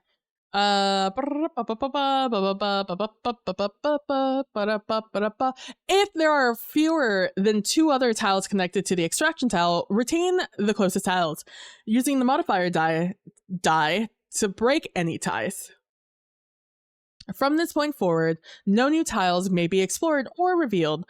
Players are locked into the existing map layout. All miniatures and tokens on the removed tiles are discarded. Okay. Any Helldivers removed are killed and must be reinforced as normal. Helldivers. Remove the enemy card. If only that could happen in real life sometimes. Remove the enemy card for any elite enemies, and the nests are no longer... and nests that no longer appear on the map. If a mission critical element is discarded, the mission is immediately lost. Damn. Then don't start fucking extraction until that person is close to the last tile. That's so real, though. Any surviving Helldiver refresh your loadout of token. Oh, any surviving Helldivers refresh your loadouts of tokens to maximum, including 5 ammo, 2 reloads, 2 grenades, and 1 stim, unless otherwise modified by their special rules, as well as refreshing any exhausted equipment and stratagems. Man, if only they were like that in real life. Imagine a not a stratagem, but a token. What the fuck are they called?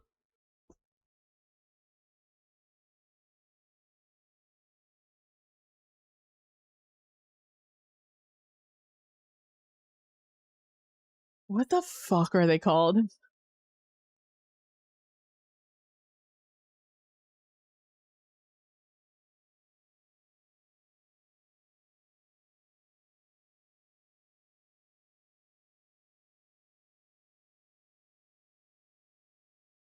Booster. The boosters. Imagine a booster IRL or like in the game that would let you have that at the end of the game. Like instead of having all those useless call-in, like, oh, the ship lands faster. Oh, you get 2 more reinforcements than you normally would. Oh, the reinforcements take 0.2 seconds less time than they usually would. Imagine you get at the end when all of the when time runs out, you immediately get everything regened. Minus stratagems, because obviously that's a part of the game.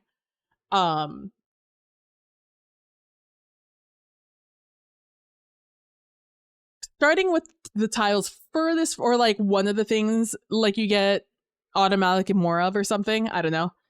Starting with the tiles furthest from the... Dude, imagine like a grenade that you could throw with supplies. Anyways, starting with the tiles furthest from the extraction tile. Like, you know how you have the stim pistol? Like, imagine you just had a pistol that threw... Or like you had a grenade that threw items. Like your supply pack. And it would like work in the supply pack. Anyways, starting with the tiles furthest from the extraction tile and continuing inward, using the modifier die to break any ties, draw an extraction card for each of the 4 remaining map tiles to determine any enemies or nests that spawn on that tile, placing each sentry on the corresponding spawn point. Nope, placing each entry on the corresponding spawn point. On these cards, the special rule at the bottom of the card is ignored. Each entry has a difficulty symbol associated with it, so only spawn that entry if playing at or above the indicated difficulty. On easy, only spawn the first entry on the card. On medium, spawn the top 2 entries. On Helldive, spawn all entries, which I'm assuming is 3. All spawning enemies from extraction cards place any regular... After spawning enemies from extraction cards, place any regular nest, I missed the comma, regular nests that remain unspawned into any space with a spawn symbol that does not already contain another nest. Prioritizing with us those closest to the most recent tile and those that do not already contain an enemy miniature. If possible, place a horde miniature on each of these nests, following the same priority. Have a good night. Great much. Thank you so much for stopping by and hanging out. I hope all continues to be well with you, and I'll see you later, Great Witch. Bye. We're so close to finishing this booklet. We're committing, and we are finishing it. Once all enemies have spawned, discard any event cards that remain in the event slot of the initiative order board and deal a number of... I'm saying it for myself, not so much for you guys. Deal a number of extraction cards face down into the slot instead. On easy and medium difficulty, deal 3 extraction cards. On Helldive difficulty, deal 5 extraction cards. These cards represent the number of rounds that remain before the Pelican arrives. Okay, you are now ready to start the first round of the extraction phase. I feel like you lose nothing if medium cards have 4 extraction cards, but like, that's just me. Following the round sequence as normal. During the event phase, reveal an extraction card from the event slot, resolving enemy spawns based on the chosen difficulty. If possible, enemies always spawn on the extraction tile first. Ooh, okay. Spicy. Followed by an adjacent tile using the modifier die to break any ties. Extraction cards also have a special rule at the bottom of the card, and these are resolved when the cards are drawn from the event slot each round, regardless of the chosen difficulty. Ooh, okay. When the last extraction card is drawn from the event slot, the Pelican has landed. Flip the extraction token. Oh, then for sure it should be four cards instead of 3. Flip the extraction token to reveal the Pelican. At the end of the current round, Helldivers will need to be in the same space as the Pelican to be extracted successfully. Okay. As their objective has already been accomplished, Helldivers do not need to extract successfully in order to win. But players will be awarded bonus medals for each Helldiver that is extracted successfully, and additional medals for the number of reinforcements left on the dial. Ooh, okay. So there is a motivation for you to stay alive and not kill your friends. Medals. Medals are earned by defeating enemies, destroying nests, completing sub-objectives, encountering points of interest, and extracting successfully. Each time medals are awarded, track the collective number of medals and Helldivers the Helldivers have obtained by increasing the medal tracker by the amount of medals gained on the initiative order board. Unlocking new cards. Medals can be used to unlock new action and stratagem cards during the game. The medal track displays when Helldivers are eligible for upgrades. Medals unlock new cards at 5, 11, and 19 total medals. 19 is such a random number. At the end of the current turn, if players have collected enough medals to unlock an upgrade, all players can choose one of the cards from the unlock slot of their dashboard. Ooh, if they select a new action card, they add this card to their hand to use on future turns. If they select a new stratagem, they may choose to place it in their empty stratagem slot or replace one of their other stratagems. Eagle Rearm, a multi-role aerospace craft. The Eagle Fighter is often deployed in executing atmospheric operations. Sorry, I got stuck. My mouth got stuck saying things in atmospheric while I was saying executing. Executing atmospheric operations. Stratagems used to call in an airstrike can only be used once before they must rearm, as indicated by their special rules. The medal track displays when Eagle Stratagems rearm. Eagle Stratagems rearm at 4, 9, 14, and 20 total medals. Oh. Okay. When these stratagems are used, they are flipped face down and removed from the player's dashboard. At the end of the current turn, if players have collected enough medals to trigger an Eagle Rearm, flip any Eagle Stratagem cards that have been used and return them to their slot on the player's dashboard if it's still available. I was wondering how that worked when I saw that on the board. I thought you just constantly had rearms. I was like, that's a wild mechanic, but like pop off. At the end of the extraction phase, check the final medal total and add +1 medal for each Helldiver extracted successfully, and each remaining reinforcement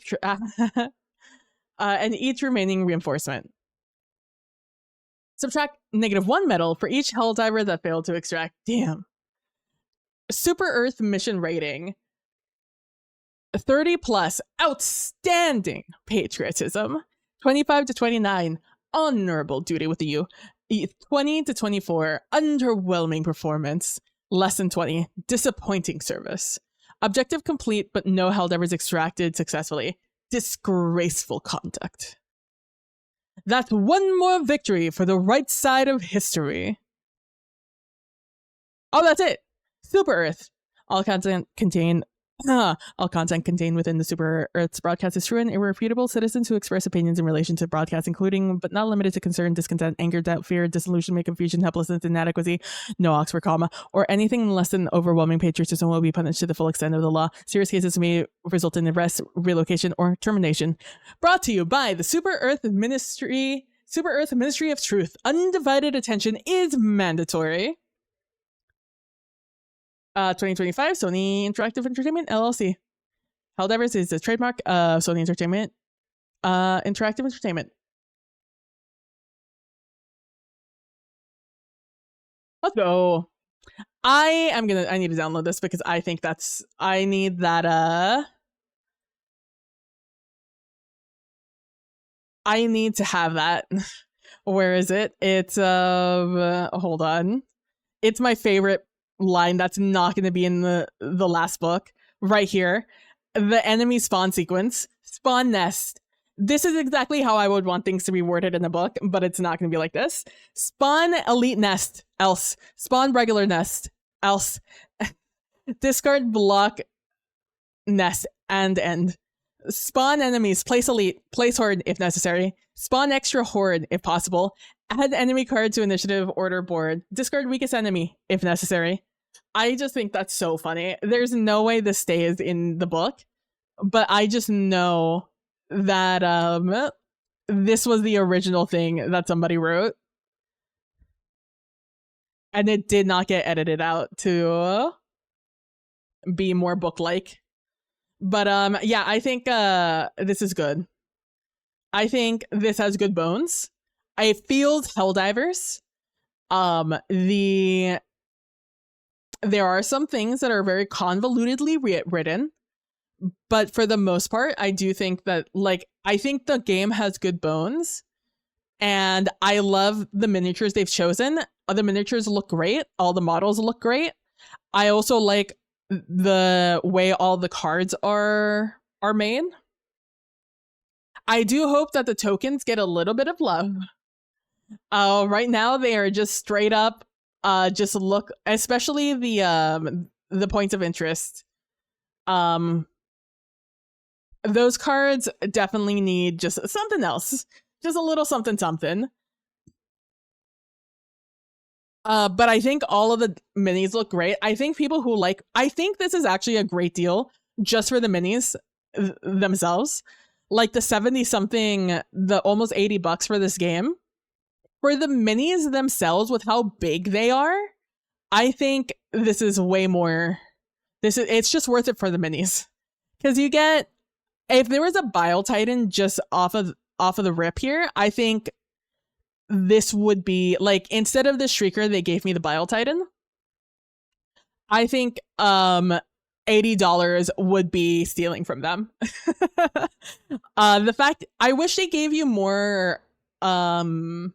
I wish they gave you 6 minis for the Helldivers just for you to choose from, but I understand why they didn't, because there's only 4 of the 4 classes that they gave you. But I wish there were 6. I understand why it's 4. I wish there were 6. But I love that you get the Bile Spewer, the Charger. I wish it were one of the cooler looking Chargers, not the regular looking Charger, but I understand why they chose that one. The same thing with the Brood Commander. I wish it was the Alpha Commander because I think the Alpha Commander looks cooler, but I understand why they chose that one. The same deal with the Stalker. I wish they would have gone with the Gloom Stalker instead of the regular Stalker, but that's just because I think the other one looks cooler. The Shrieker is huge. That's scary. It's even bigger than the Charger. I do kind of wish they gave us the Bile Titan instead of the Shrieker, but I understand for business reasons they didn't. But yeah, I think that's Shrieker. What do you get? You get 4, 5, 6, 7, 10, 11, 12, 13. You get 13 minis for $80, and 3 of them are big, and 2 of them are medium sized, and 3 of them are smaller. Or 7 of them are smaller, and 3 of them are very detailed. And they're all very detailed, which is the other thing. I hope they're good quality. Also, 21 dice, getting all the little bases, getting a bunch of cards and all the tiles and stuff like that. Like the cards themselves are also like very expensive looking.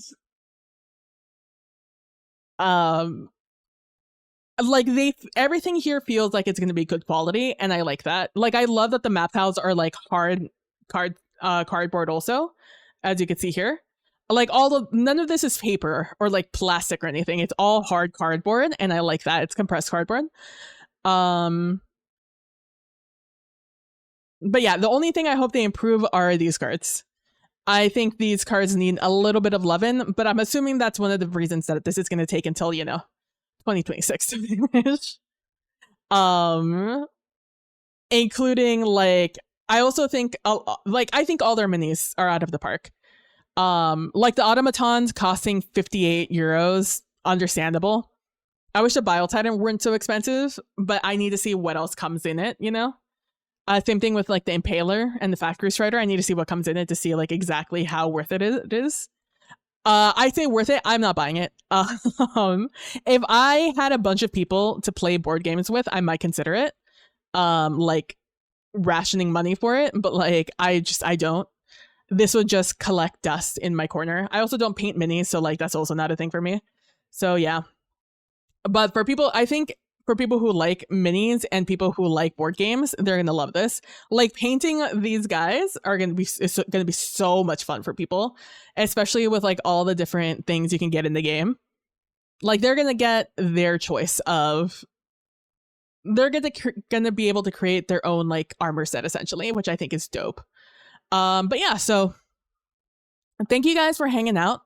I really appreciate it. Tomorrow I won't be here. I'll be over on Prax's channel. Well, do I still have Prax on here? Nope. You know what if I just do shout out Praxis in here? Praxagora Thesmophoria. Will that work? Yeah, let's go. Go follow Prax.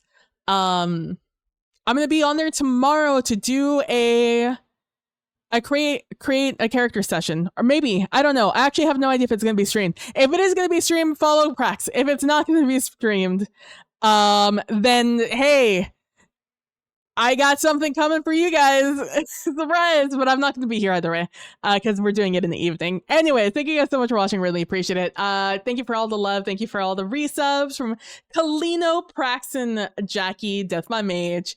I appreciate you guys so much for showing the love on the return. I hope to see you guys Thursday. Probably. I think. Maybe. I might have something on Thursday. I'm not sure. I'd have to check my calendar, but you guys will find out. But yeah, thank you guys so much for watching. I really appreciate it. I hope you guys have a wonderful rest of your morning, evening, night, and I'll talk to you guys later. Bye!